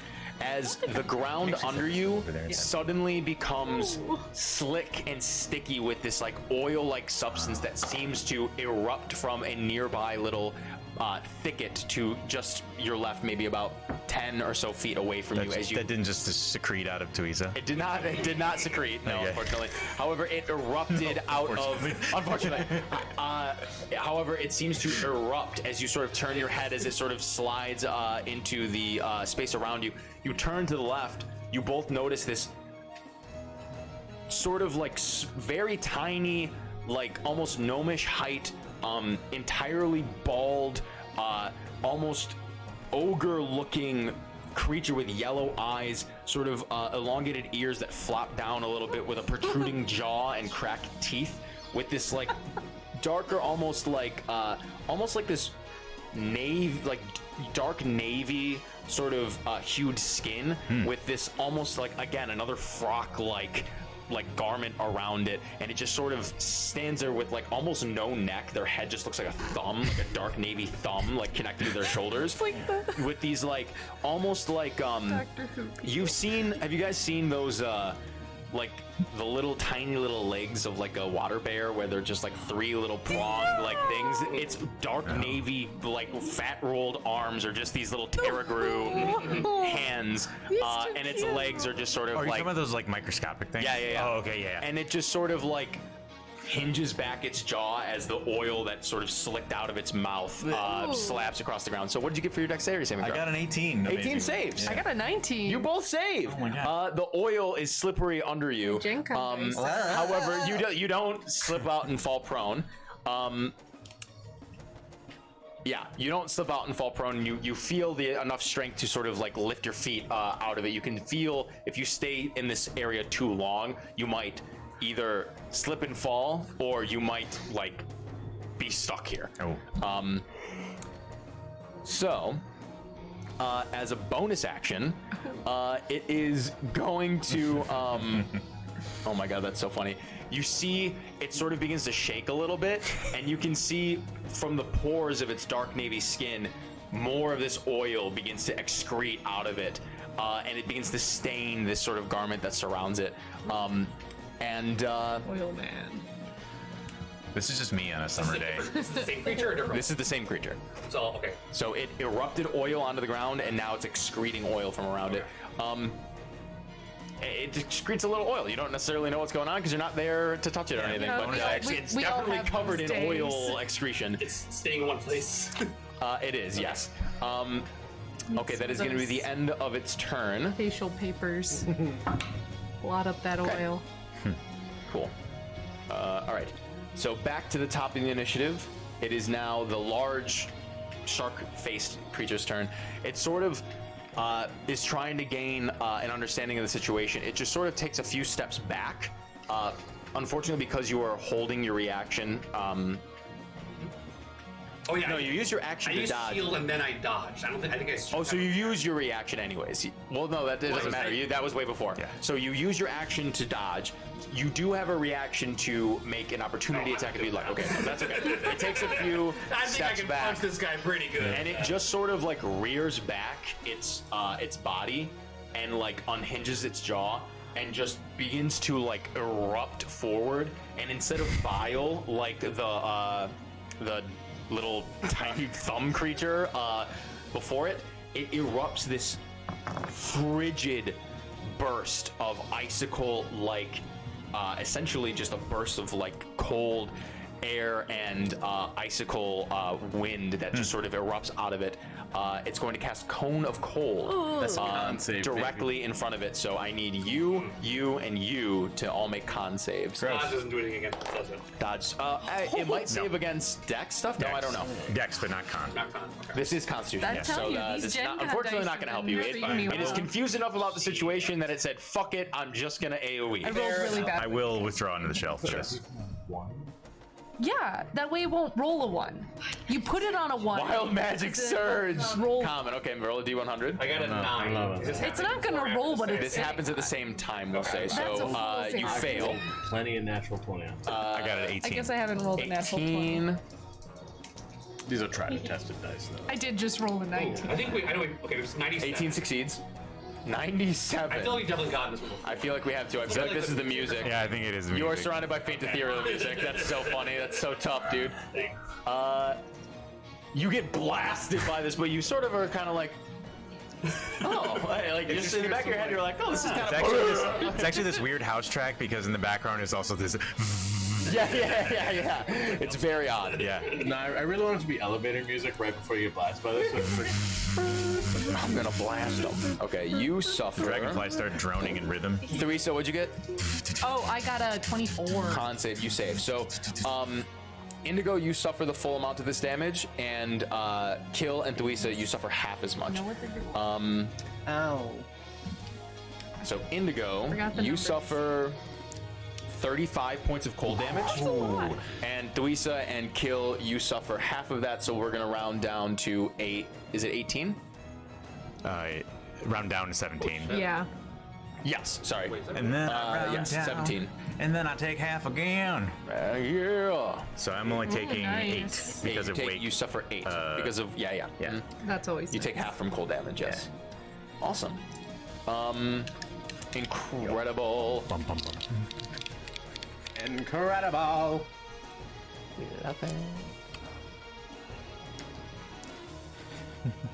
Oh, I'm sorry. Real quick, I totally forgot about this. What did you get the total on the save? Do you remember? The save was 18. Save was 18. I actually need you to roll a d6. Okay. Interesting. I missed. Yeah. You very much. 3. I need you to subtract 3 from that, so it's going to be 15. You still save. Okay. Okay. Damn.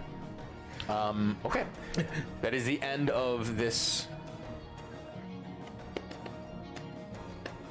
Actually, no, it's not.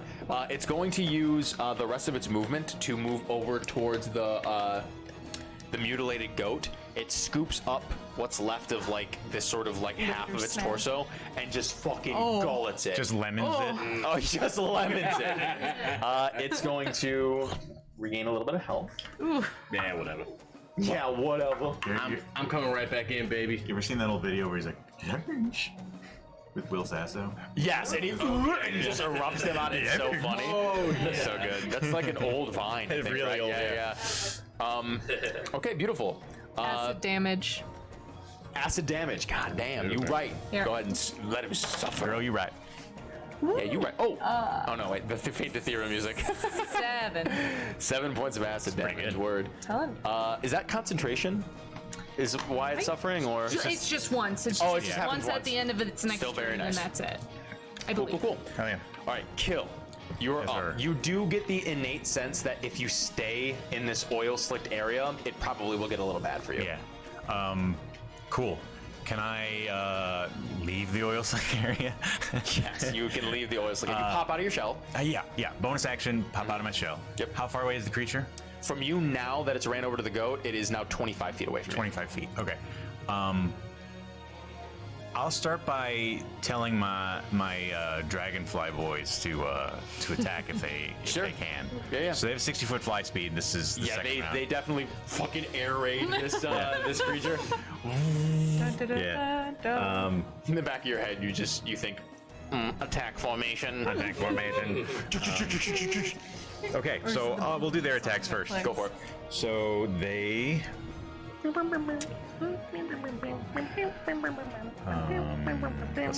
So that's a 19, Hits. a 9, Misses. a 12, Misses. and another 12. Misses. Those are not good. One rolls. hits. One hits. Okay. These aren't Here built. comes a giant fist. These aren't built for aggression.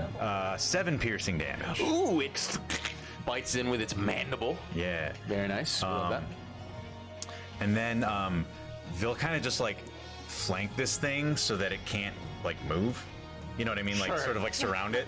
And then I'll just like fill in the remaining gap. Great. Because they're large, so I think between the 5 of us we could You can easily surround it. this Yeah, thing. for sure. And then I'll just burst of thorns this guy.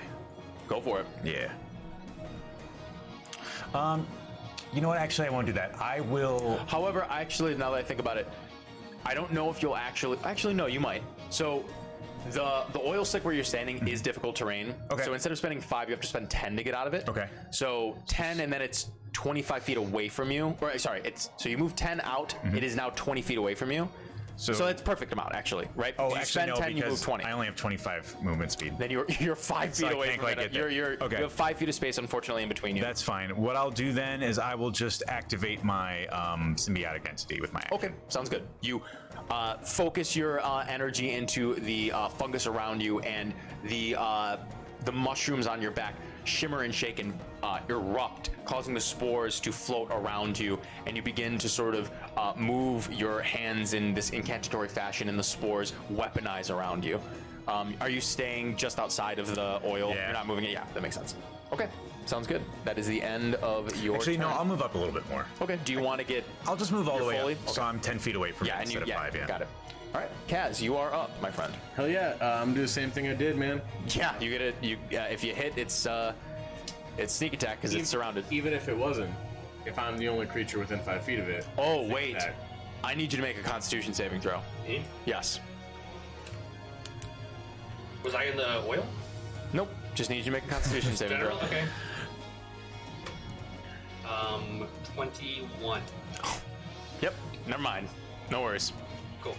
I'm getting God damn, Saves have been strong. Saves are strong. I'm doing flips and spins and You're shit. doing flips and spins and shit, baby. I'm gonna roll both at the same time if you don't mind. So that's gonna be a 18 and a 24. Both hit. Cool. So first one is sneak attack. Yep. First one gets. So you fly down, slash. Yep. Got it. This is gonna be 11, 16 plus 5. 21 damage. 21. God damn. You slash into the back of its thigh and it buckles, and you can see just this like tendon severed in the back of its leg.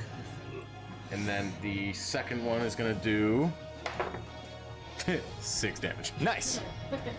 Very cool. Just not quite. It's just not quite as much of a. That was on the first Beastie Boy. Beastie Boy? That's on the big guy. That's a big dude, yeah. I just kind of like flew down. Again, I'm like doing spins and shit. Oh, yeah. Just like shoo, with the You're one that milking did it. crazy damage, and then the other one like just kind of Yeah. nicked it as I was coming Got it. back up. I Take that, actually, bitch. No, it didn't just nick. I just nicked it. There's minimum damage. I love that. And you're gonna fly back with the rest of your movement? Yep. Sounds good. It cannot make an attack of opportunity because you're cool. Louisa, you're up. Okay. You also get the sense if you stay in this Yes. position, you will probably something bad will probably happen. How close is the tardigrade man to me? It's about 15 feet away from you. He's To about your left. 15.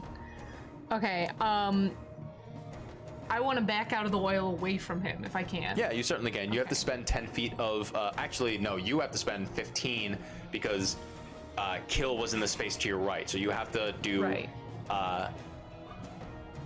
No, it's a total of 20. You have to move 10 and then another 10 to get out because it's difficult terrain.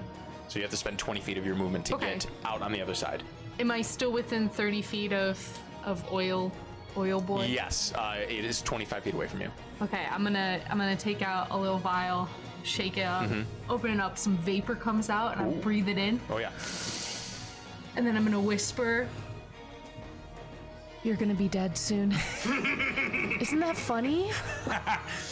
And I'm casting Tasha's hideous laughter on him. Word. Is there a save on this? I don't remember. It's a wisdom. It's a wisdom saving throw. Got it. It's That's not so a hard. super high save. That is super hard. Funny. It's a natural 3 for a total of, and it has a saving throw in this. It has a save bonus for a total of 7. That's It's not. a fail. That's no good. It begins to laugh uncontrollably. I think he falls prone. Yeah. Oh, tough. Laughing. All right, so read the whole description. Yeah, succeed or fall prone, becoming incapacitated, unable to stand for the duration. If they have an intelligence score of 4 or less, they're not affected. Their intelligence is higher than 4. Okay, good. At the end It's of, so funny.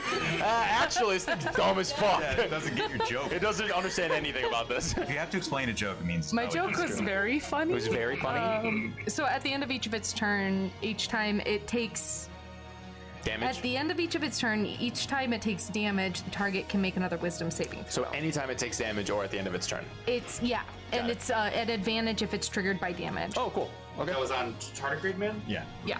Got it. Yeah, I wouldn't laugh as hard as someone's. The tardigrade man just fucking falls over, and its laugh is this weird like, and it's just, it is so ridiculous, and it like only happens like once or twice, but you can see it like rolls around and like has that like soundless laugh for a little bit, and it just sort of. I hate it more now. It's so gross. Yeah, I'm It's so cringing gross. from this. Yeah, yeah. It's also just secreting. It's still like secreting, rolling around its own Oh oil. god! one It's of the full of worst like things dirt. I've ever seen. Like, leaves like sticking to him. Like Yeah. Oh, All God. right, Indigo, it's your turn, buddy. You are sort of patching yourself up from this burst of coldness. So there's 2 targets, right? Yes, there's the giant before you, which is heavily sundered, and then there's the tardigrade man, who is literally rafflecoptering right now. Neither is in melee with each other, right? No. And how far are they from each other? We get it. You played. Oh, that's a good question. They are 20 feet. No, 20 feet away from each other. Yes. 20 feet away. Yes. Okay.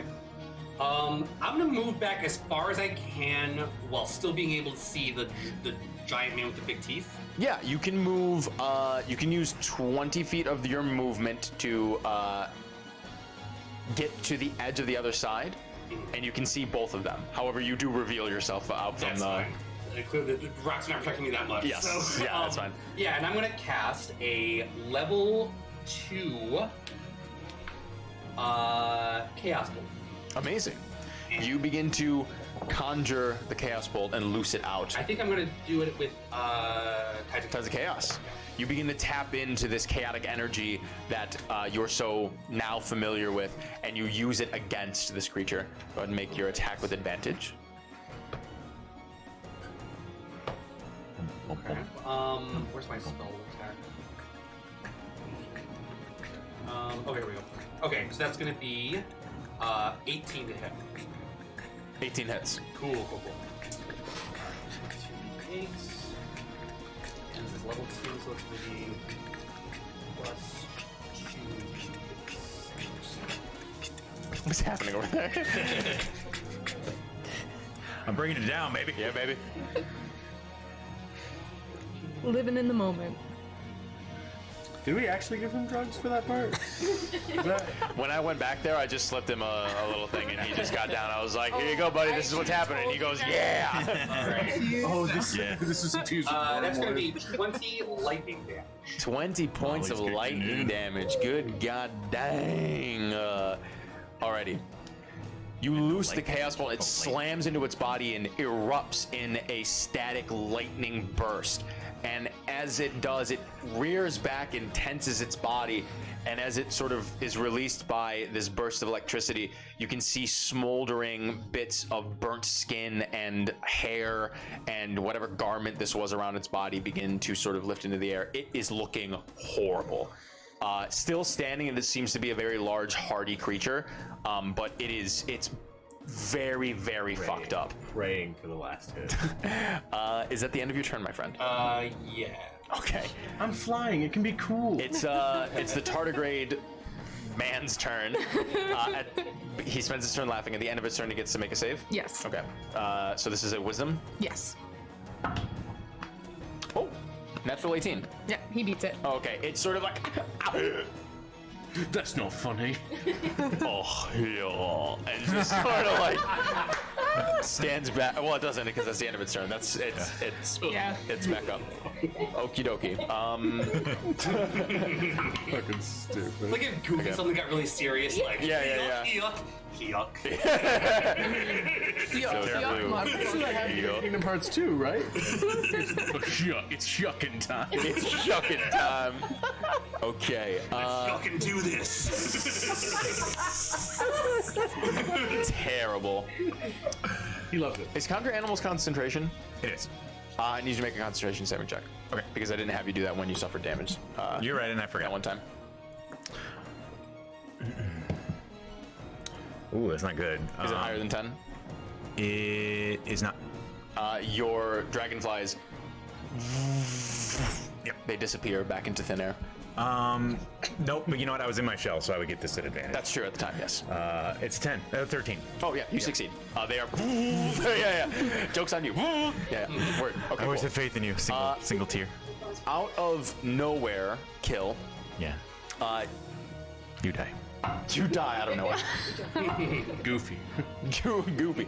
Out of nowhere, you hear the sound of steel cutting through air as what seems to be a blade flies just by the right side of your face as you're sort of like standing in front of the giant creature, and flies just off and out of the area down into the abyss of the Tempest Peaks. And you sort of quickly turn around and you can see with your passive now revealed to you this sort of like almost grayish colored skinned bat-like creature with a long extruding chin and a very tiny mouth with just tiny little serrated fangs hanging out, a snub nose with similar looking pointed ears but sort of pointed downward, whereas the tardigrade man has these like floppy pointed ears. These ears are just pointed directly downward. Bald head with little tiny spikes protruding out of its forehead, hanging from the branch of a tree. This tiny little creature, another gnome-sized creature, just sort of hanging with gangly limbs, and this like weird little like onion-like body. Just sort of like holding out with a hand, just sort of like onions. I love it. that is the end of that creature's turn. Okay. Hey, wasn't Finrala with us? She was. Okay. She's got better things to do. Things is Finrala. Kill them all! It is now the giant's turn. The giant-like creature just sort of like looks around in a very frantic way and just sort of begins to back up best it can.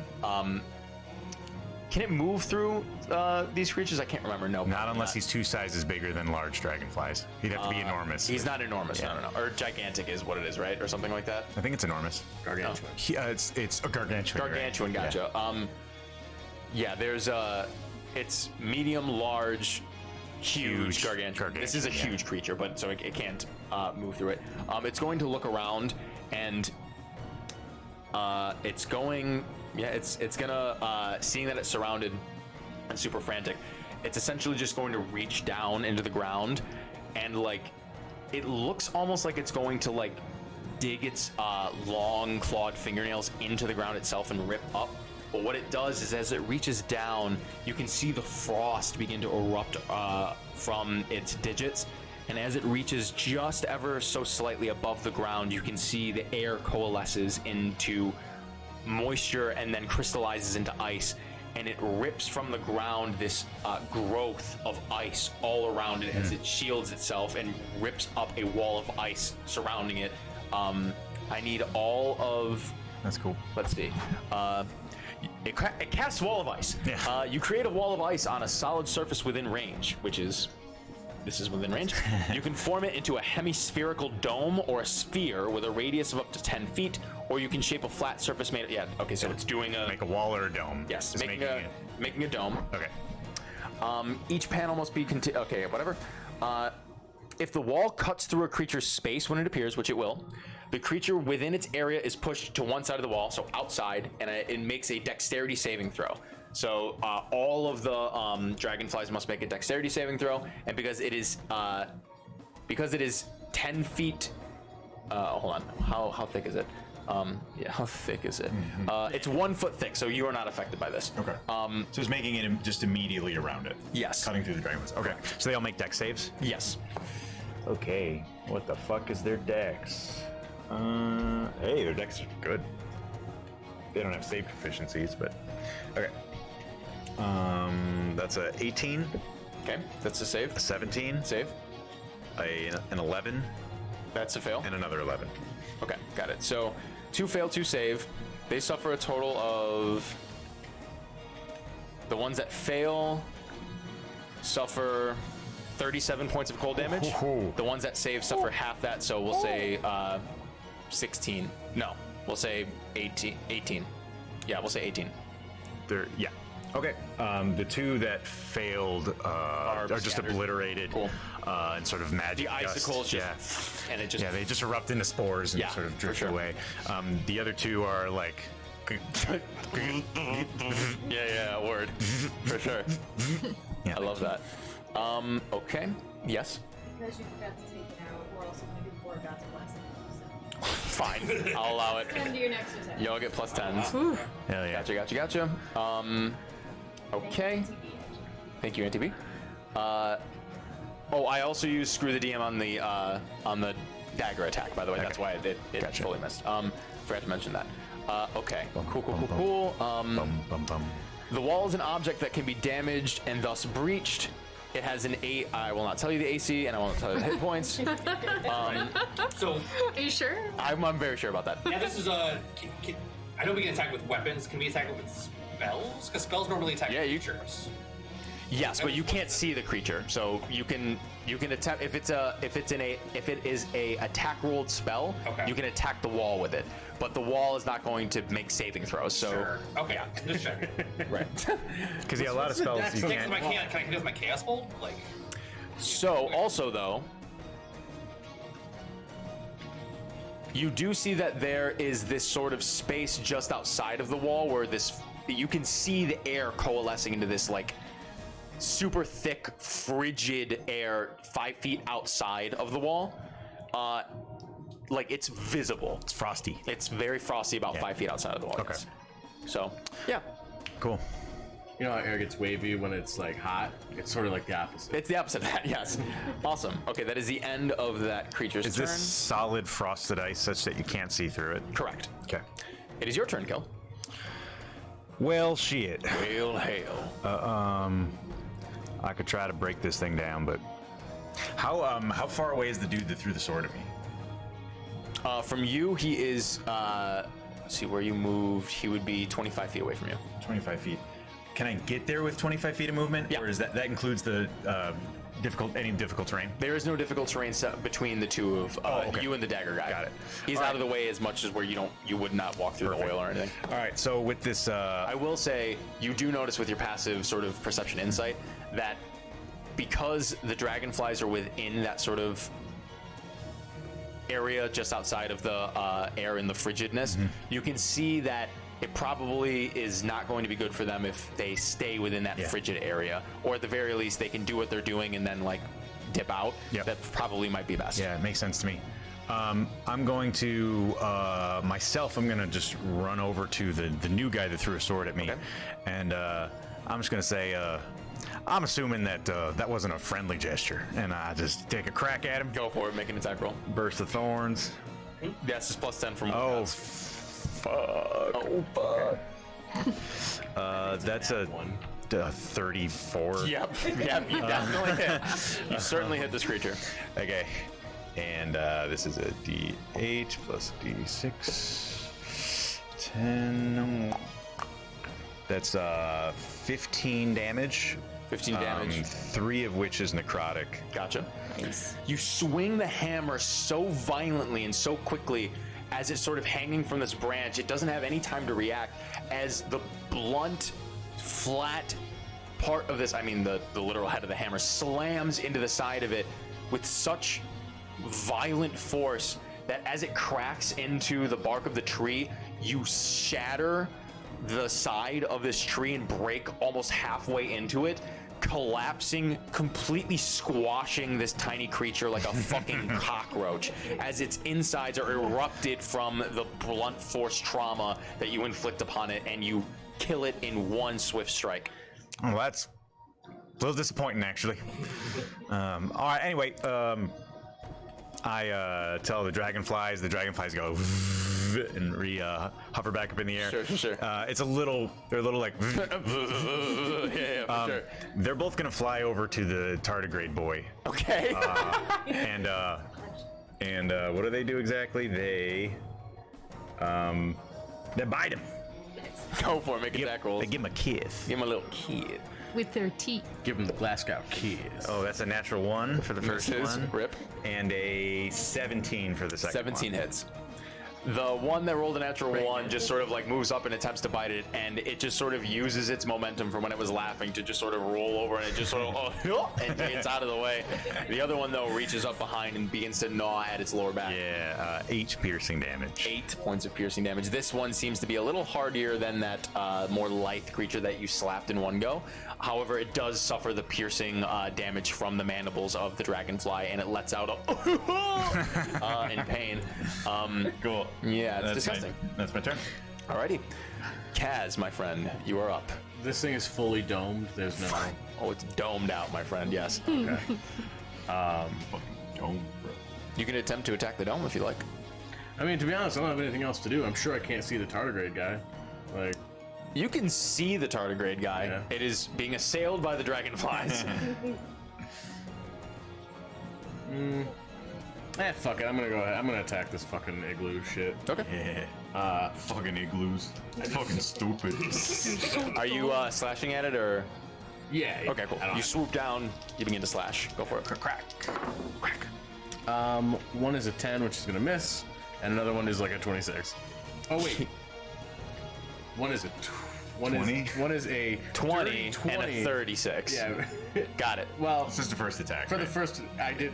Oh yeah, it's the first attack on the turn. So a 20 and a Yeah, 26. 20. They both successfully. You can inflict damage upon the this area of the dome. Yes. I'm digging in deep, baby. Yes. I also need you to make a Constitution saving throw, please. Sneak attack on this, do I? On the dome? No.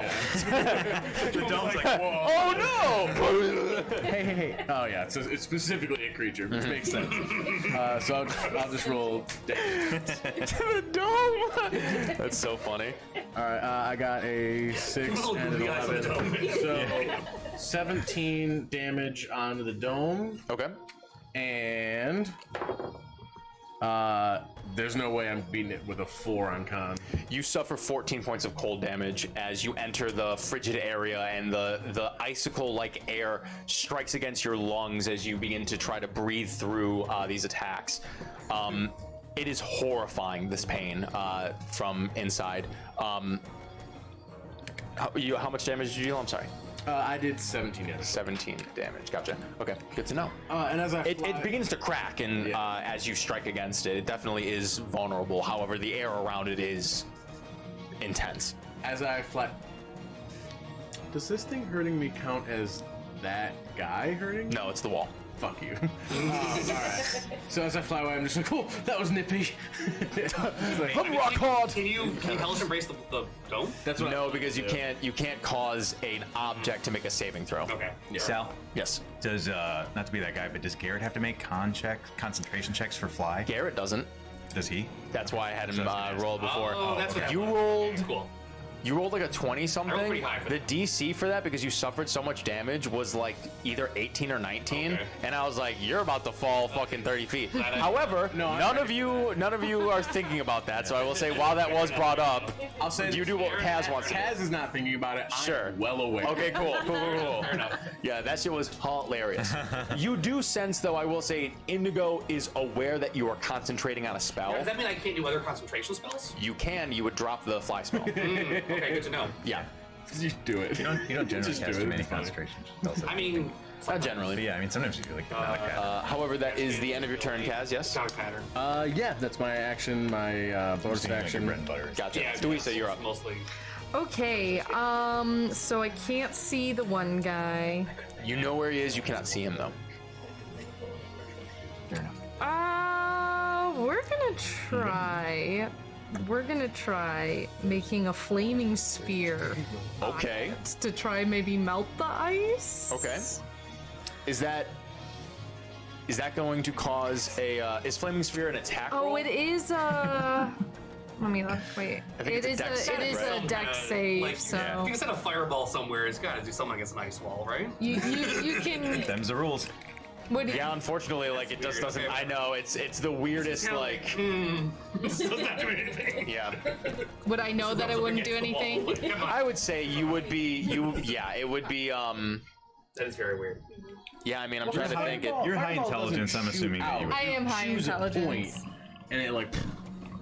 Right? I mean, 'cause Well, it this isn't moved, fire. This is a sphere. You, Okay, if I think it would- sphere of flame, I you mean, cast it yourself and Yeah, then I'm toss pretty it. intelligent, Okay. so if I think it's not going to do it, then instead, Let's see. I'll dump a little something onto my hand and I'll go and blow it toward tardigrade guy. Blower. Blower And we're to just to do a tardigrade ray of guy. sickness. I just blew anthrax Hold powder on. on it. One sec. That's Who's making decisions? I love the idea that you have some just straight up like war crime shit. Yeah. She's actually just awful. She's just a terrorist. She's very Just sweet. met them, but they. She's very sweet and nice. Yeah, I agree. She's not sweet. Lord. Good lord. So I guess now that I'm thinking about it, there are specific spells. This is about the flame sphere thing.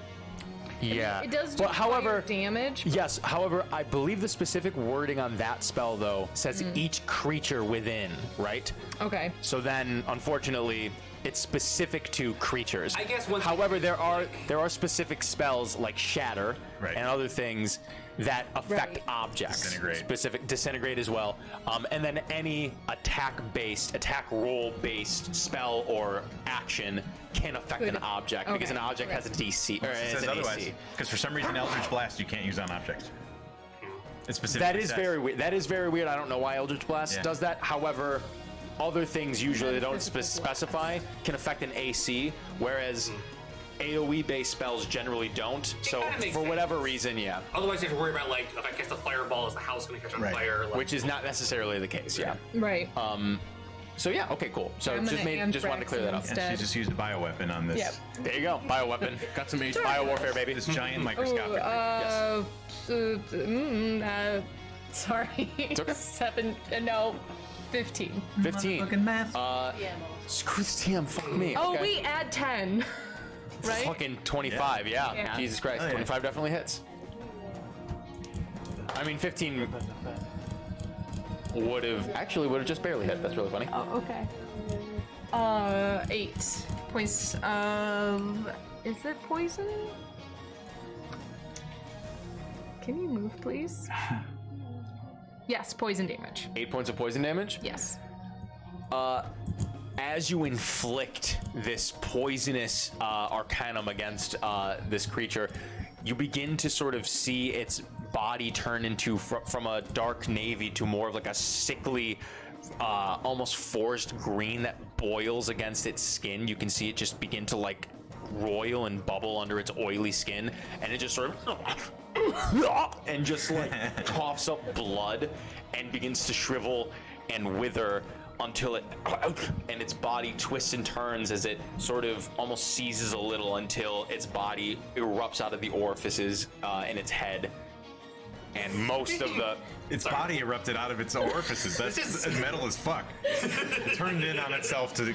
as you return this creature to the earth. Yeah. Hell yeah. Just under my breath. I warned you. I told you. Fuck yeah, dude. Alrighty.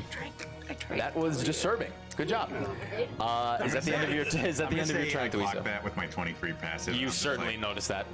Nice. Is that the end of your turn, Louisa? Yes. All right. Indigo, you're up. So all that's left is the ice wall. All that's left is the ice wall. That has been heavily damaged by Sirkaz. You're welcome. I have to imagine I would know this. Psychic damage won't do anything against objects, right? That is correct. You would know I would this. think so. I mean, Well, what's I- your That's fine. intelligence? Sure. No, yeah, I'll shoot a level 1 chaos bolt at it. Go for it. Listen, does it say it's immune? Does it say it's immune? It doesn't have intelligence, therefore it cannot suffer psychic damage. That's a save attack anyway, so it would do anything. If it's not immune to damage, it's still It's not written in there.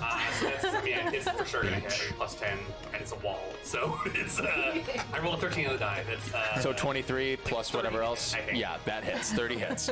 cool. All right.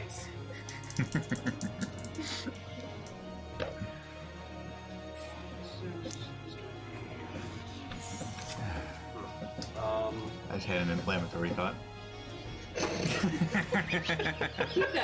Giving it to myself. Oh, I also, you're going to surge with this. Oh, and right. So go ahead and roll a d100. Okay. Well, it's okay. It's I'll do that first. Since it might affect what I'm doing here. Yep. I appreciate that. Thank you. I do like that we need to be informed, 93. though. As you begin to cast this spell, you feel your body begin to enlarge as your form begins to increase, and you go from a medium-sized creature to a large-sized creature. Hell yeah. As you take up more space and you can feel the might of the peaks around you. You are the mountain. So yeah, actually, this cast bolt is going to be. So anyway, I started blasting. Yeah, that's cool. Cool. Now I can shoot this gun better. Pew, pew, pew. maybe? Like, one of my favorite things to do is like whenever it's like, oh no, it's Cthulhu, and he has a gun. Like, He's got a gun. Oh fuck. Oh shit. it's gonna be 15. I guess it's technically worse, but not that much. All right. So it's Every tentacle has a glock. 15 lightning damage. 15 lightning damage as the this ball of lightning slams against the already damaged portion of this dome of ice. It begins to shatter and break so that there is this sort of 5x5 area where this wall has been broken down. You can see that frigid air begins to coalesce in that space between where the ice once was as well, and you can see the sort of cowering form of the creature looking out in your direction, sort of from the inside of the that portion of the ice dome. How's it going in there? Welcome to the party. Is that the end of your turn, my friend? Yeah. Okay. The tardigrade is dead, and the bat is dead. That's going to bring us back up to the large creature's turn. He sticks his middle finger out. It is going to. They're all goofy now. Goofy's all the way down, buddy. So, That's the real horror story. noticing that the sounds of the giant dragonflies are not directly around it, it's going to quickly sort of loose the concentration it was holding on the wall of ice around it, and as it does, you can see this dome of arcanic ice quickly begins to not necessarily melt, but just sort of dissipate into this sort of arcanic white dust into the air as its entire body is sort of revealed once more. Seeing now around it that it is not necessarily surrounded fully, it's going to use some of its movement to sort of back up, and it's going to once again sort of hold its hands out, and as it scrapes against the air, it pulls the frigid air to the point where you can hear this sort of nails on a chalkboard like sound as it begins to cast once more wall of ice, now just sort of splitting the space by you all, however a little bit closer to Indigo and Kill at this point that you guys are sort of oh actually no, you're way away from it because you moved over to the bat. Actually now I'm gonna rethink that, because I thought you were sort of next to it. It's not going to do that. Okay. It is still going to drop the wall of ice. It's going to back up, and actually it's going to use pretty much its full movement to get up to this sort of space where the foliage and the greenery seems to be like most verdant, almost like up against one of the higher protruding walls of the Tempest Peaks. And it begins to try to like grasp at this area, pulling some of the greenery and the the foliage away, and it's just attempting to and succeeding at sort of peeling away a lot of these pieces, and it sort of begins to stick. You can see where it should be a wall, partial, like a part of its body, the whole sort of left, almost entire left side of its body, at least the arm up to the shoulder, and a bit of its face begins to disappear, almost like into the rock near this area. It uses its full movement and is using its action to tear away at things, so it cannot get its entire body through, but you can see it's beginning to disappear into the wall. Kayla, it is your turn. It is now like, let me think, you were 25 feet away at the time, then it moved up to 30 feet, so you are 55 feet away from this creature. 55 feet away. 55. I never hit this thing with a burst of thorns, I don't think. Not yet, no. Yeah, you were not close enough that one time, unfortunately. Yeah, no worries.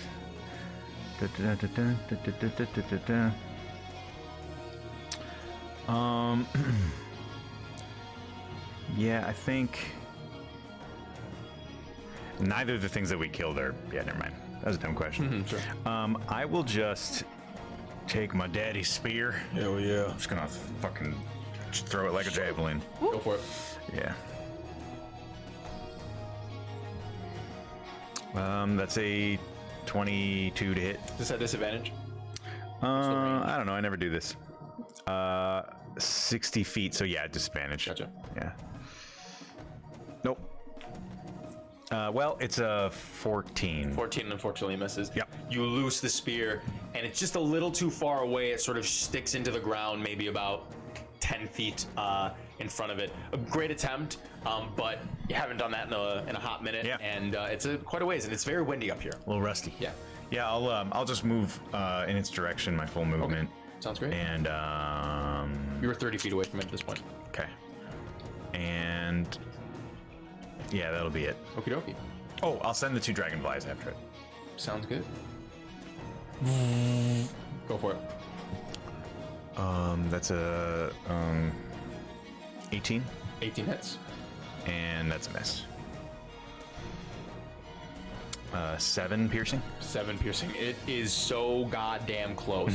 The dragonfly gnaws against it and tears into the skin of its back, and it just is doing everything in its power to get through to the other side of this, what you assume to be the rift. That's my turn. Louisa, you are... What?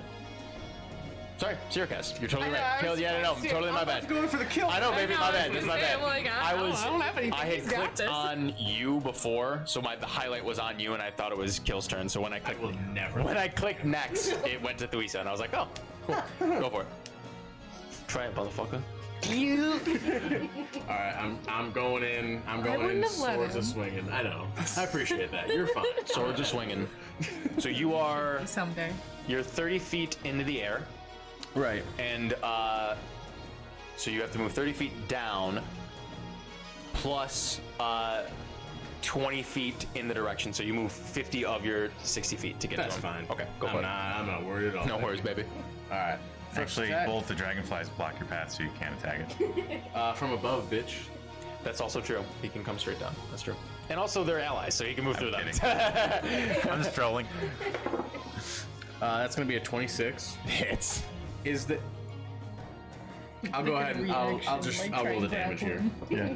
I don't know if it's possible for you to roll low enough, but we'll see. I have to imagine it's not the lowest I can roll. If I get ones on everything, right? It's gonna be 9. How do you want to do this? Cool. Then at 4. I seen all this shit going on, right? I'm like, I'm gonna make this flying shit so cool. And I fly down, and I actually like kind of brace my legs against both of his shoulders, and just with an X on the blades, just Do it, Anakin. Kill him. absolutely. Yeah, for sure. You land, and you just swing the blades around. You bring it into a cross, and you can see its giant, terrified visage, and it opens up its many-layered maw, and as it does, it opens up, and